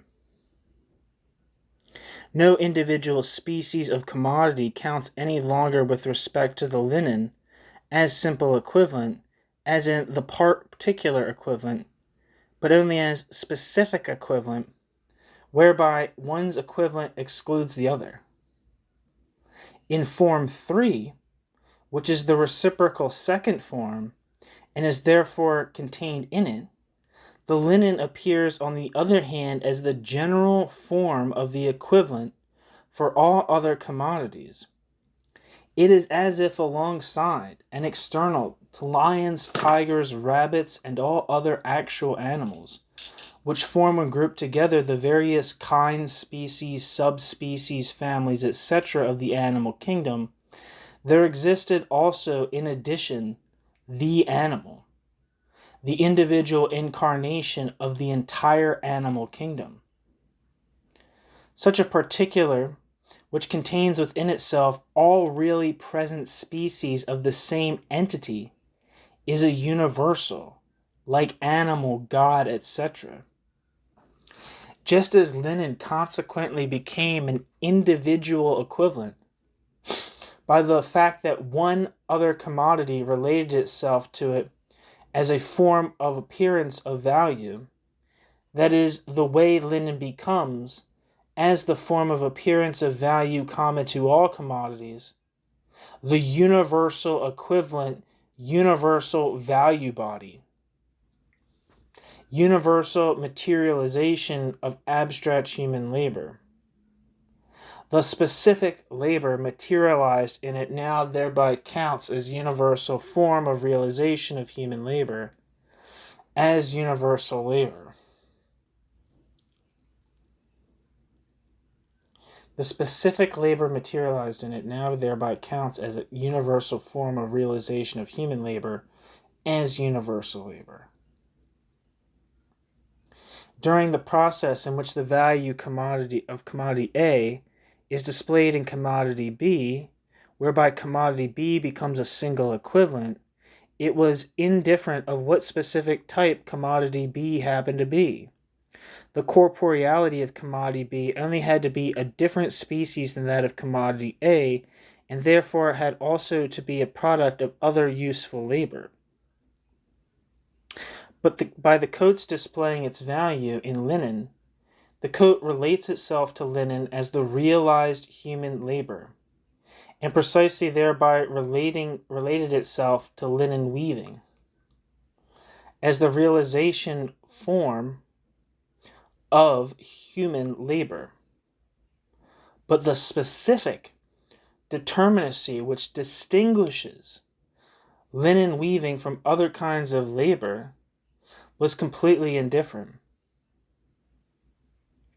It only had to be of another kind than tailoring, and in any case had to be a specific kind of labor.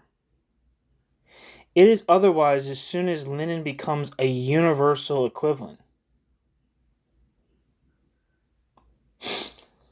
This use value, in its special determinacy, through which it is linen as opposed to all other kinds of commodities,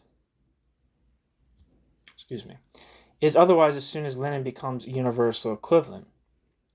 This use value, in its special determinacy, through which it is linen as opposed to all other kinds of commodities, coffee, iron, etc., now becomes the universal form of value of all other commodities, and hence a universal equivalent.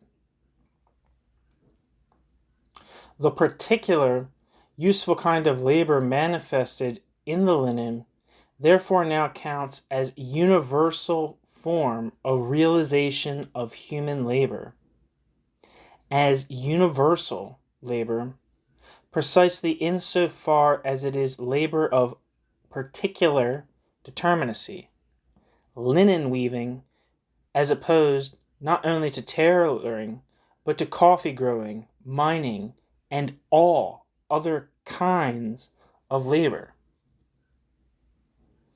On the other hand, all other kinds of labor count in the relative value expression of linen, the universal equivalent, form 2 henceforth only as particular form of realization of human labor. Laundry's done. As values, the commodities are expressions of the same unity of abstract human labor.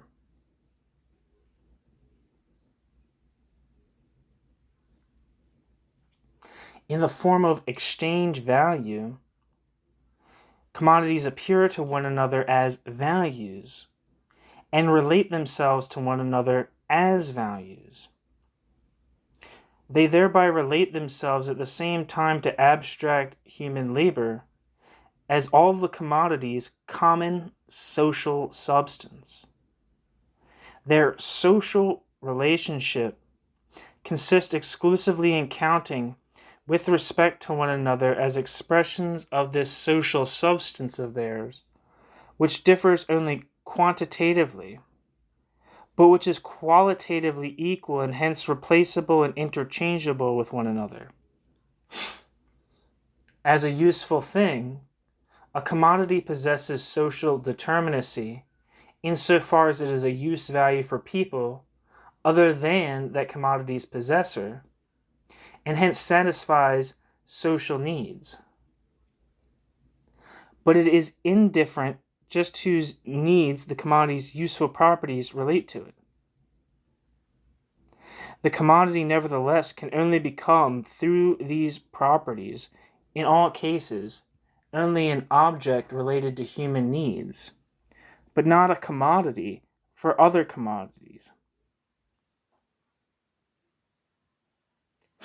It is only the kind of thing that can turn mere objects of use into commodities and hence set into social rapport. But this is just what value is. The form in which the commodities count to one another as values, as coagulations of human labor, is consequently their social form. Social form of the commodity and value form or form of exchangeability are thus one and the same thing. If the natural form of a commodity is at the same time its value form, then the commodity possesses the form of immediate exchangeability with other commodities, and consequently an immediately social form. The simple relative value form, form 1, 1 coat equals 20 yards of linen, differs from the universal relative value form, 1 coat equals 20 yards of linen, only by the fact that this equation now forms a member in the series. 1 coat of linen equals 20. 1 coat equals 20 yards of linen. A certain amount of coffee equals 20 yards of linen. A certain amount of tea equals 20 yards of linen, etc. In actuality, it differs thus only in the fact that the linen has continued its development from a singular to a universal equivalent. Thus, if in the simple relative expression of value, It is not the commodity which expresses its amount of value, but rather that commodity in which the amount of value is expressed, which is the one that obtains the form of immediate exchangeability, equivalent form, hence immediately social form. The same thing holds true for the universal relative value expression. But in the simple relative form of value, this distinction is merely formal and evanescent.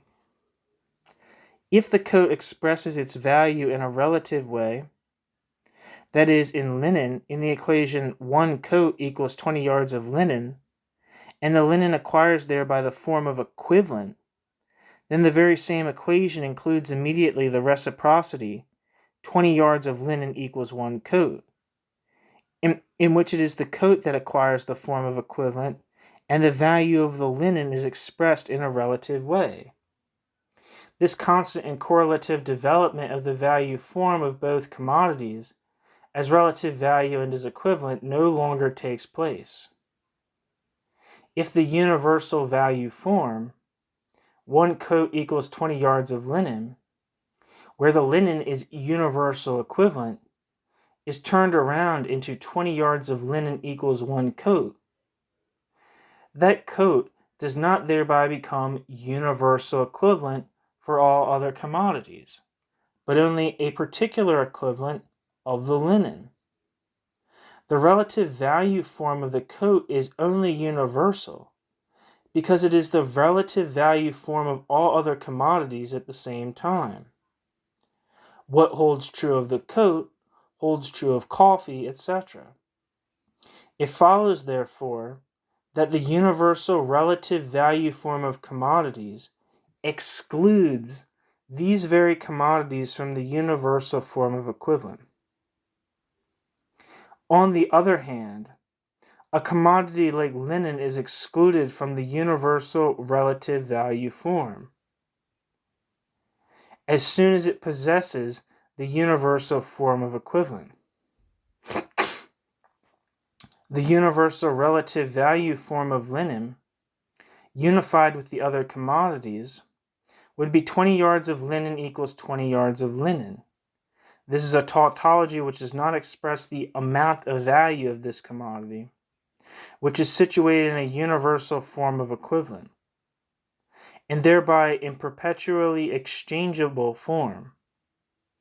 Rather, it is the developed relative value form, 20 yards of linen equals 1 coat, or U coffee, or VT, or etc., that now becomes the specific relative value expression of the universal equivalent.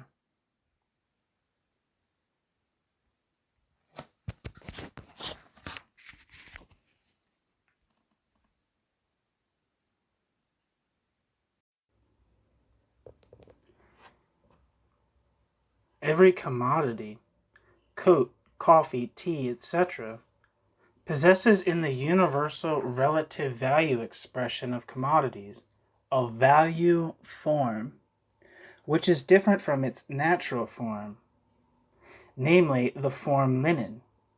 And it is precisely in this form that they relate themselves to one another as exchangeables, and exchangeables in relationships which are quantitatively determined. Since, if 1 coat equals 20 yards of linen, U coffee equals 20 yards of linen, etc., then it is also true that 1 coat equals U coffee, etc. All commodities, by mirroring themselves in one and the same commodity as quantities of value, reflect themselves reciprocally as quantities of value. But the natural forms which they possess as objects of use count for them reciprocally as forms of appearance of value only over this detour, and consequently not in an immediate way. They are not for that reason immediately exchangeable, just because of the way they immediately are. Thus they do not possess the form of immediate exchangeability for one another, i.e., their socially valid form is a mediated one. It is the other way around. It is through the fact that all other commodities relate themselves to linen as form of appearance of value that the natural form of linen becomes the form of its immediate exchangeability with all commodities, and consequently its universal social form in an immediate way. A commodity only acquires the universal equivalent form because and insofar as it serves all other commodities in the manifesting of their universal relative and hence not immediate value form. Commodities, however, have to endow themselves with relative value form in general, because their natural forms are only their forms of use value, and they have to endow themselves with unified and hence universal relative value forms in order for all of them to relate to one another as values, as homogeneous coagulations of human labor.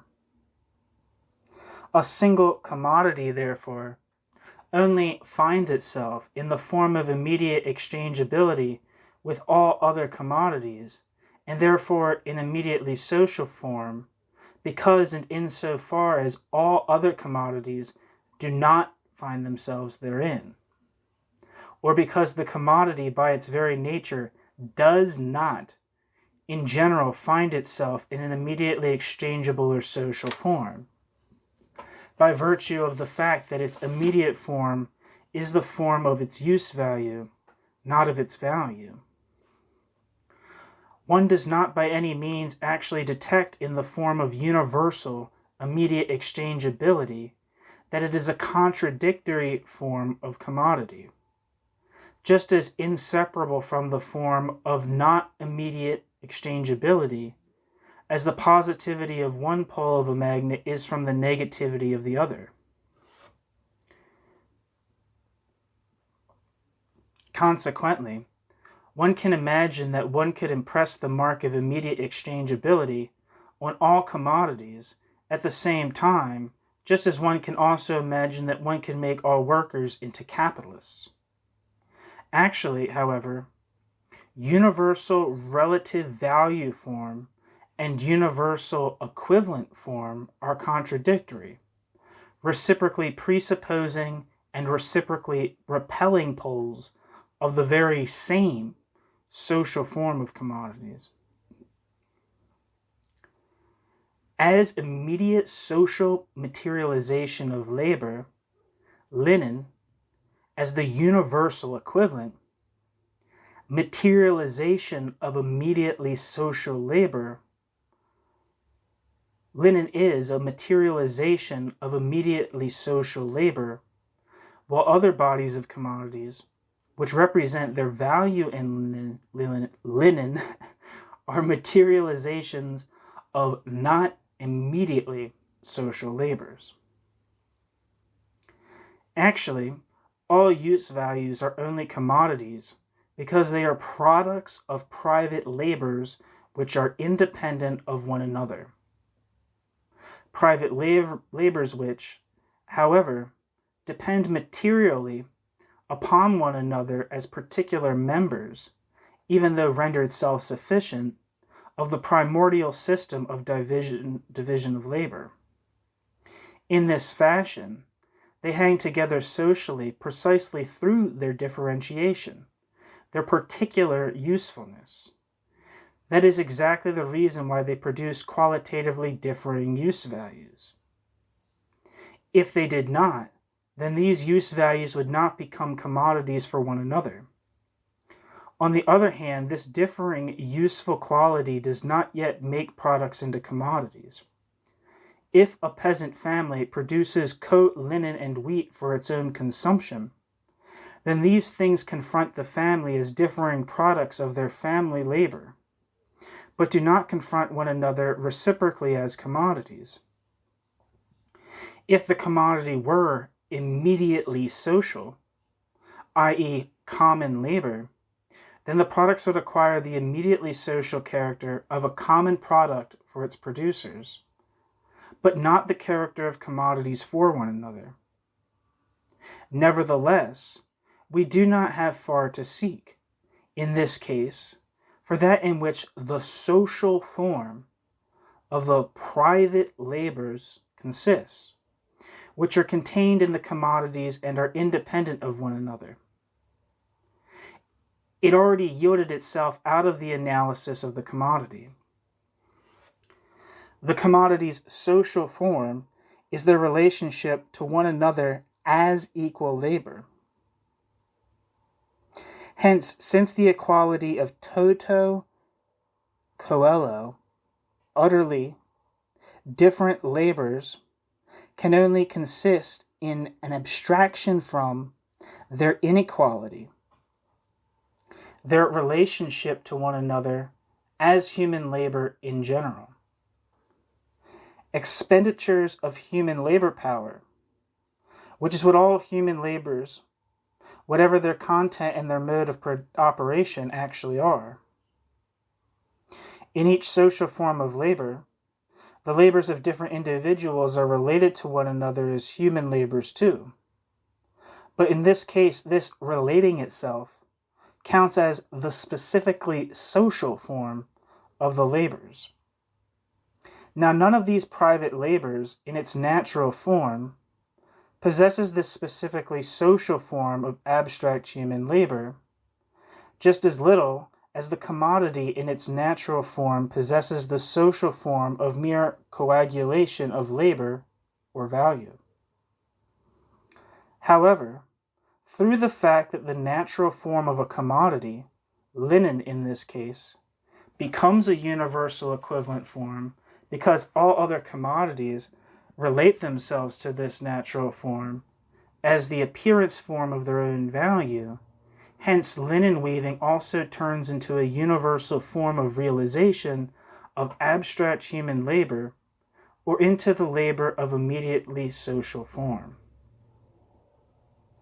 The standard of, quote, socialness must be borrowed from the nature of those relationships which are proper to each mode of production, and not from conceptions which are foreign to it.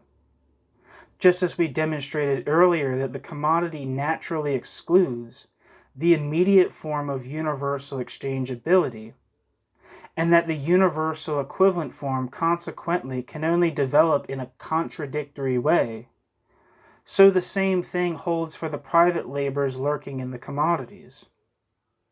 Since they are not immediately social labor, in the first place, the social form is a form which differs from the natural forms of the real, useful labors, and is foreign to them and abstract.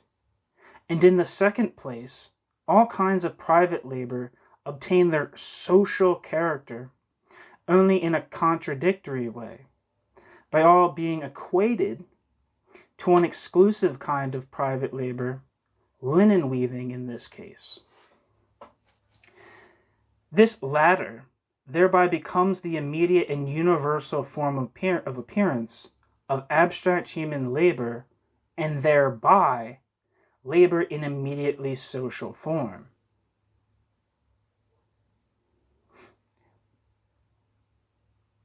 Linen weaving, in this instance, manifests itself consequently also in a product which is socially valid and universally exchangeable. The illusion, as if the equivalent form of a commodity resulted from its own corporeal nature, instead of being a mere reflex of the relationships of other commodities. This illusion strengthens itself with the continuing development of the singular equivalent to the universal, because the contradictory vectors of the value form no longer develop equally for the commodities which are related to one another, because the universal equivalent form separates a commodity off as something totally secluded from all other commodities, and finally, because this, the commodity's form, is actually no longer the product of the relationship of any singular commodity. From our present standpoint, the universal equivalent has not yet by any means ossified, however. What was the way in which Lenin was metamorphosed into the universal equivalent, actually? By the fact that Lenin displayed its value first in one single commodity, in the first form of the value relation, then in all other commodities in a relative way, in form 2, and thereby all other commodities reflexively display their values in Lenin in a relative way, form 3. The simple relative value expression was the seed out of which the universal equivalent form of Lenin developed. It changes its role within this development. It begins by displaying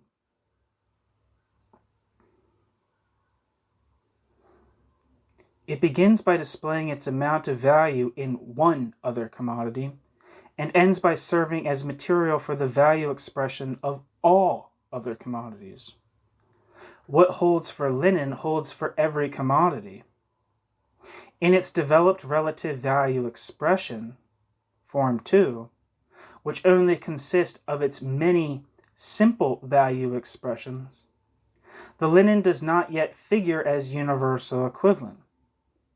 Rather, every other commodity body forms in this case Lenin's equivalent. Every other commodity body forms in this case Lenin's equivalent, is thereby immediately exchangeable with Lenin, and is therefore able to change places with Lenin. So we obtain finally form 4. 20 yards of linen equals 1 coat, or U coffee, or V tea, or X iron, or Y wheat, or etc. 1 coat equals 20 yards of linen, equal to U coffee, or V tea, or X iron, or Y wheat, or etc. U coffee equals 20 yards of linen, or is equal to 1 coat, or V tea, or X iron, or Y wheat, or V tea, or etc. VT equals etc. Not sure what that means. But each of these equations reflexively yields coat, coffee, tea, etc. as universal equivalent, and consequently yields value expression in coat, coffee, tea, etc. as universal relative value form of all other commodities.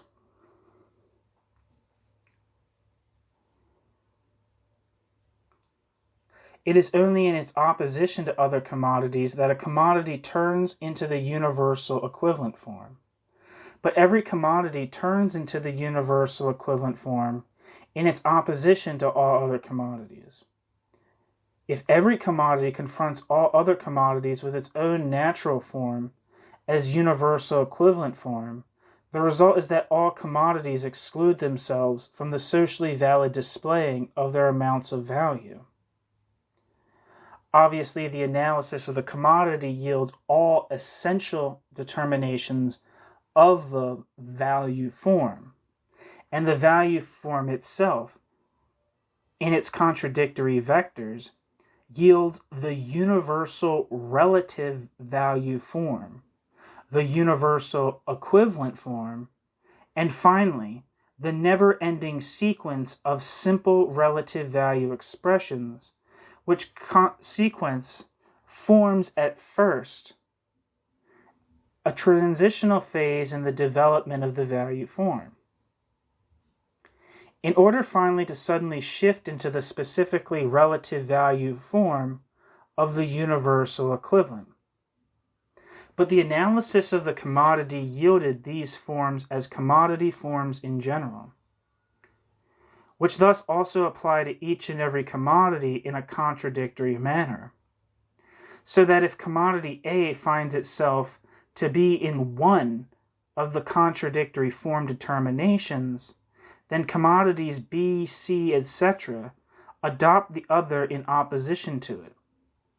What was decisively important, however, was to discover the inner necessary connection between value form, value substance, and value amount, i.e. expressed conceptually, to prove that the value form arises out of the value concept. A commodity seems at first glance to be a self-evident trivial thing. The analysis of the commodity yields the insight that it is a very vexatious thing, full of metaphysical subtlety and theological perversities. As mere use value, it is a sensual thing in which there is nothing portentous, whether I happen to consider it from the viewpoint that its attributes satisfy human needs, or that it obtains these attributes only as product of human labor. There is absolutely nothing of a riddle in the fact that man changes by his activity the forms of natural matter in a way which is useful to him. The form of wood, for example, is changed if one makes a table out of it. Nevertheless, the table remains wood, an ordinary sensual thing. But as soon as it steps out as commodity, it metamorphoses itself into a sensual, supersensual thing. It does not only stand with its feet on the ground, but it confronts all other commodities on its head, and develops out of its wooden head caprices, which are much more wondrous than if it all of a sudden began to dance. The mystical character of the commodity thus does not arise in its use value. The mystical character of the commodity arises just as little out of the value determinations considered in themselves. For in the first place, however different the useful labors or productive activities may be, it is a physiological truth that they are functions of a specifically human organism, as distinguished from other organisms, and that every such function, whatever its content and its form, is essentially expenditure of human brain, nerve, muscle, organ of perception, etc.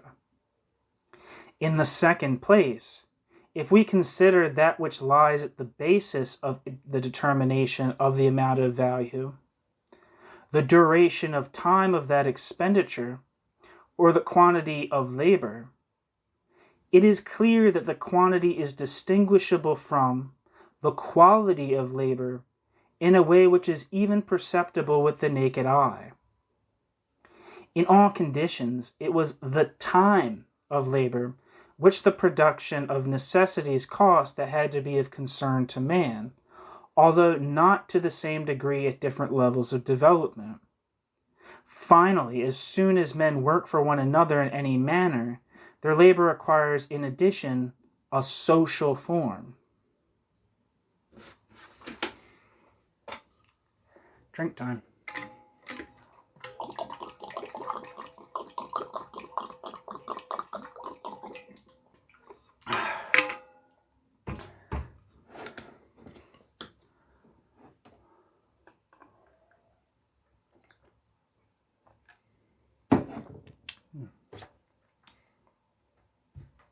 Ugly bug. Let us take Robinson Crusoe on his island. Modest as he naturally is, nevertheless he has various needs to satisfy and must therefore perform useful labors of various sorts.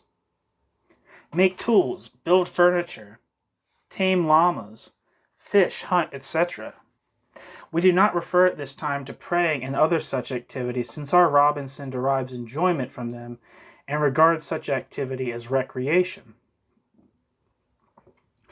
Despite the variety of Crusoe's productive functions, he knows that they are only various forms of activity of one and the same Robinson, and thus are only different modes of human labor. Necessity itself compels him to divide his time exactly between his various functions. Whether the one takes more space and the other takes less in the totality of his activity depends upon the greater or lesser difficulty which must be overcome for the attainment of the intended useful effect. Experience teaches him that much, and our Robinson who saved watch, diary, ink, and pen from the shipwreck begins to keep a set of books about himself like a good Englishman. His inventory contains a list of the objects of use which he possesses, of the various operations which are required for their production, and finally of the labor time which particular quanta of these various products cost him on average. All relationships between Robinson and the things which form his self-made wealth are here so simple and transparent that even Mr. Worth can understand them without particular mental exertion, and nevertheless all essential determinations of value are concealed therein. If we now put an organization of free men in Robinson's place, who work with common means of production and expend their many individual labor powers consciously as one social labor power, all the determinations of Robinson's labor are repeated, but in a social rather than an individual way. Nevertheless, an essential difference emerges. All Robinson's products were his exclusively personal product, and were therefore immediately objects of use for him. The total product of the organization is a social product. One part of this product serves again as means of production. It remains social. But another part is used up by the members of the organization as necessities. This part must be divided up among them. The manner of this division will change with the particular manner of the social production organism itself, and the comparable historical level of development of the producers.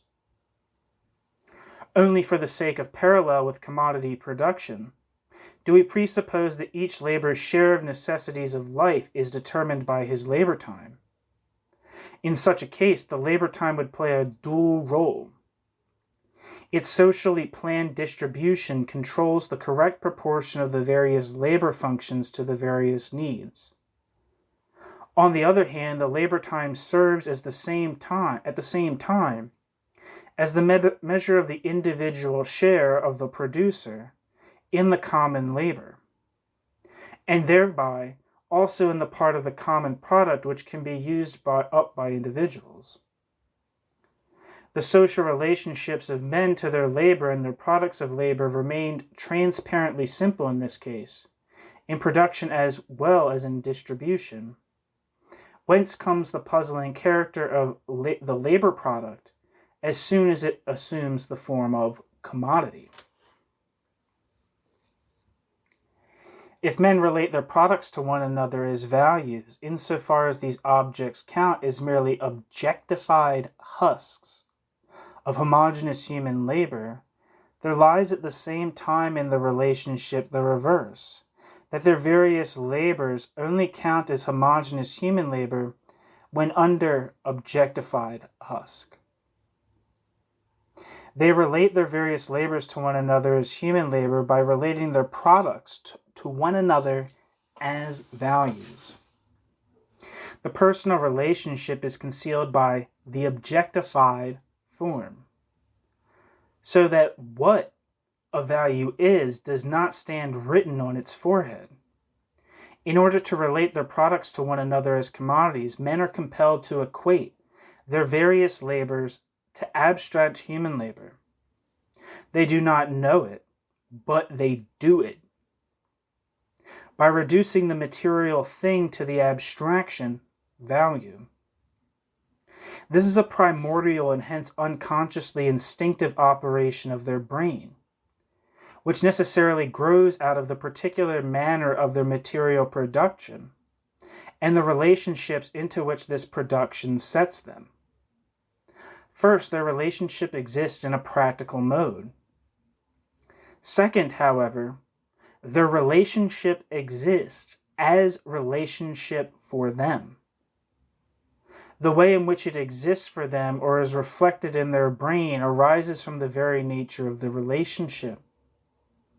Later, they attempt to get behind the mystery of their own social products by the aid of science, for the determination of a thing as value is their product, just as much as speech.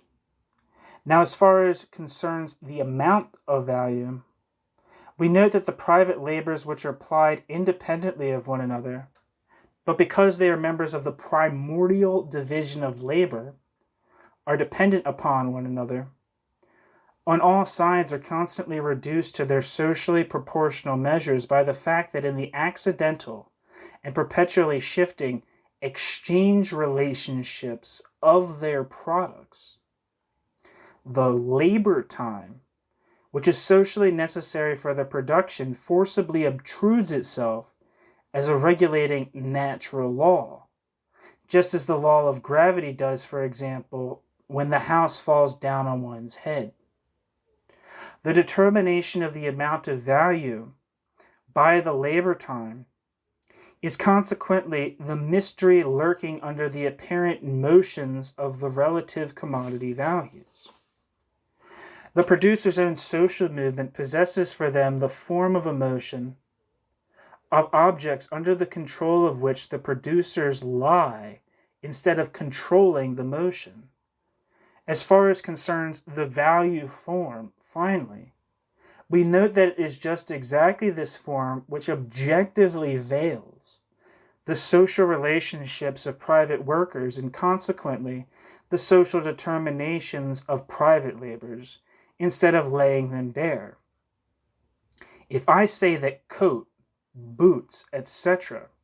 relate themselves to linen as universal materialization of abstract human labor, the insanity in such a way of putting things leaps into view. But if the producers of coat, boot, etc. relate these commodities to linen as universal equivalent, then the social relatedness of their private labors appears to them in exactly this insane form. Such forms as these constitute precisely the categories of bourgeois economy. They are the socially valid, thus objective, forms of thought for relationships of production of this particular historically determined social mode of production. The private producers enter into social contact for the first time through their private products, objects. The social relationships of their labors are and appear consequently not as immediately social relationships of persons in their labors, but as objectified relationships of persons or social relationships of objects. The first and most universal manifestation of the object as a social thing, however, is the metamorphosis of the product of labor into a commodity.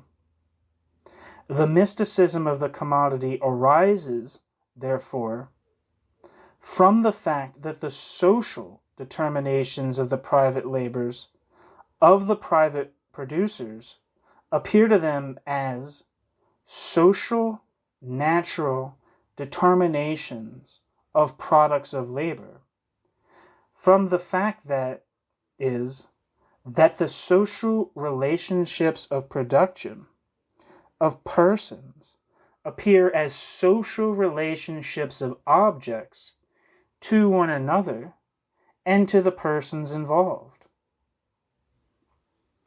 The relationships of the private workers to the totality of social labor objectify themselves over against them and exist, consequently, for them in the form of objects. To a society of commodity producers, whose universally social relationships of production consist in their behaving towards their products as commodities, hence as values, and they're relating their private labors to one another in this objective form as equal human labor, It is Christianity that is the most appropriate form of religion. With its cult of the abstract man, especially in its bourgeois development, Protestantism, deism, etc.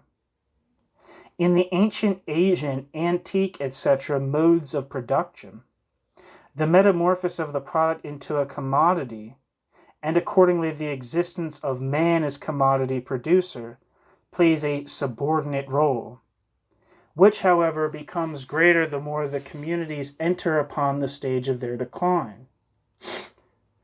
Genuine commercial people only exist in the interstices of the ancient world, like the gods of Epicurus, or like the Jews in the pores of Polish society. Those ancient social organisms of production are extraordinarily much more simple and transparent than the bourgeois organism, but they are based either on the immaturity of the individual man, who has not yet torn himself free of the umbilicus of the natural species connection with other men, or are based upon immediate master and slave relationships. They are conditioned by a low level of development of the productive powers of labor, by correspondingly restricted relationships of men within their material process of the constitution of life, and consequently to one another and to nature. This actual restrictedness reflects itself in an idealist mode in the ancient natural and popular religions. The religious reflection of the real world can only disappear as soon as the relationships of practical workaday life represent for men daily, transparently reasonable relationships to one another and to nature. But relationships can only represent themselves as what they are. The form of the social process of life, i.e., of the material process of production, will only cast off its mystic veil of fog once it stands as a product of freely socialized men under their conscious, planned control. For that to happen, however, a material basis of society is demanded, or a row of material conditions of existence, which are themselves again the primordial product of a long and painful history of development. Political economy has by now, to be sure, analyzed value and amount of value, even if incompletely. It has never even so much as posed the question, why does labor manifest itself in value? And the measure of labor by its temporal duration manifests itself in amount of value. Forms upon whose foreheads it is written that they belong to a social formation, wherein the process of production masters men, I'm going to repeat that whole sentence.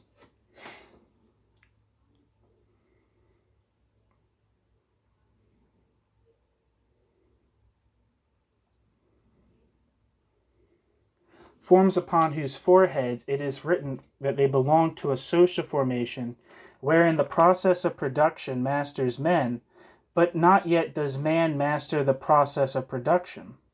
Such forms count for their bourgeois consciousness as just such a self-evident natural necessity as productive labor itself. Pre-bourgeois forms of the social productive organisms are accordingly treated by political economy roughly like pre-Christian religions are treated by the fathers of the church.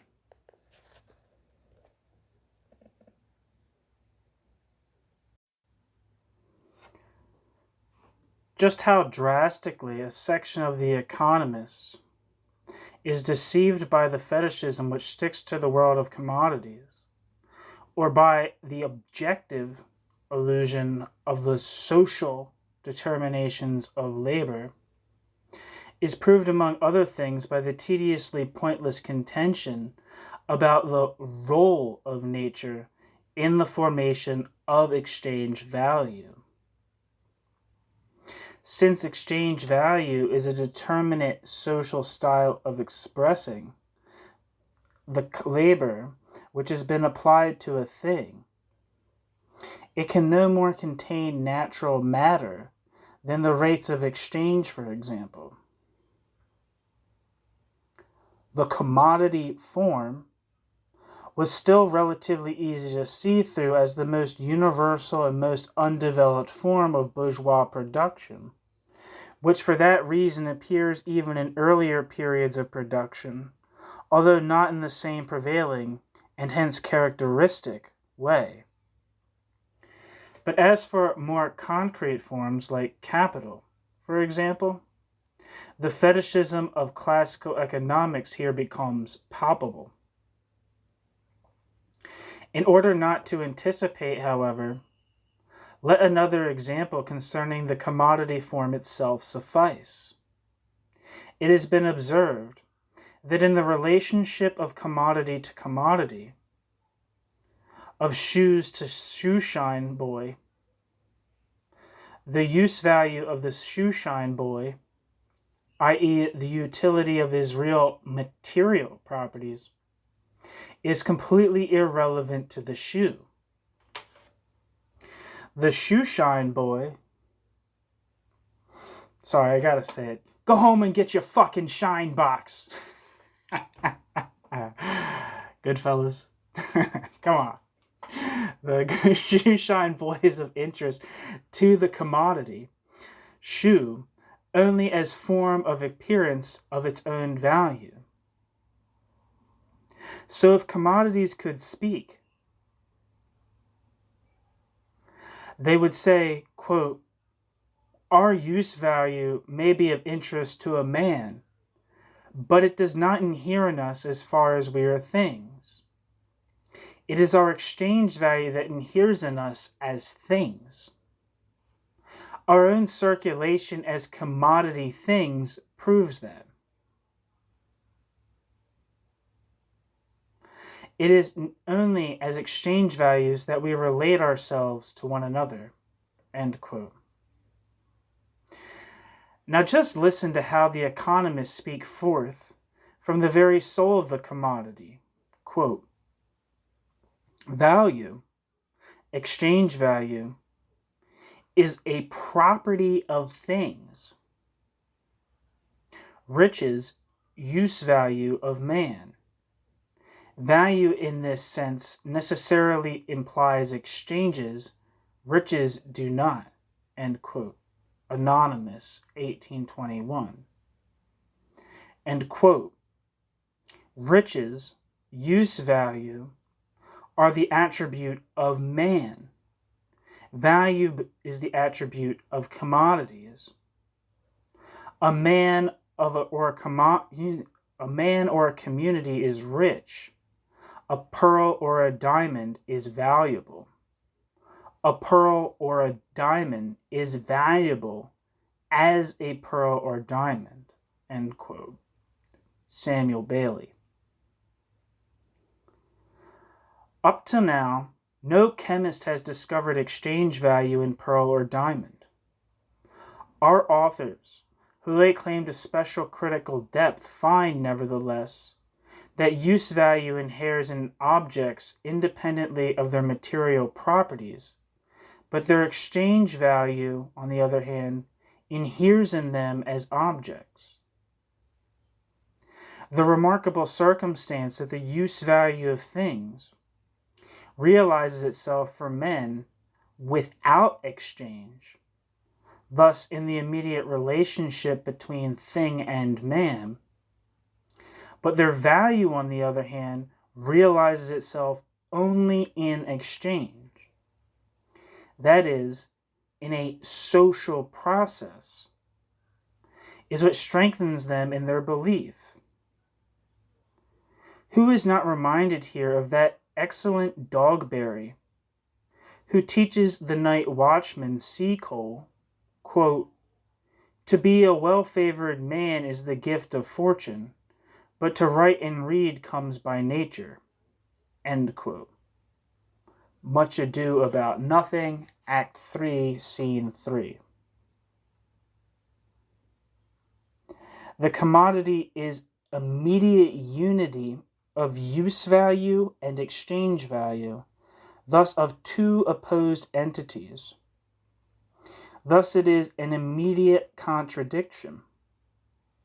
This contradiction must enter upon a development just as soon as it is no longer considered as hitherto in an analytic manner, at one time from the viewpoint of use value, and at another from the viewpoint of exchange value, but is really related to other commodities as a totality.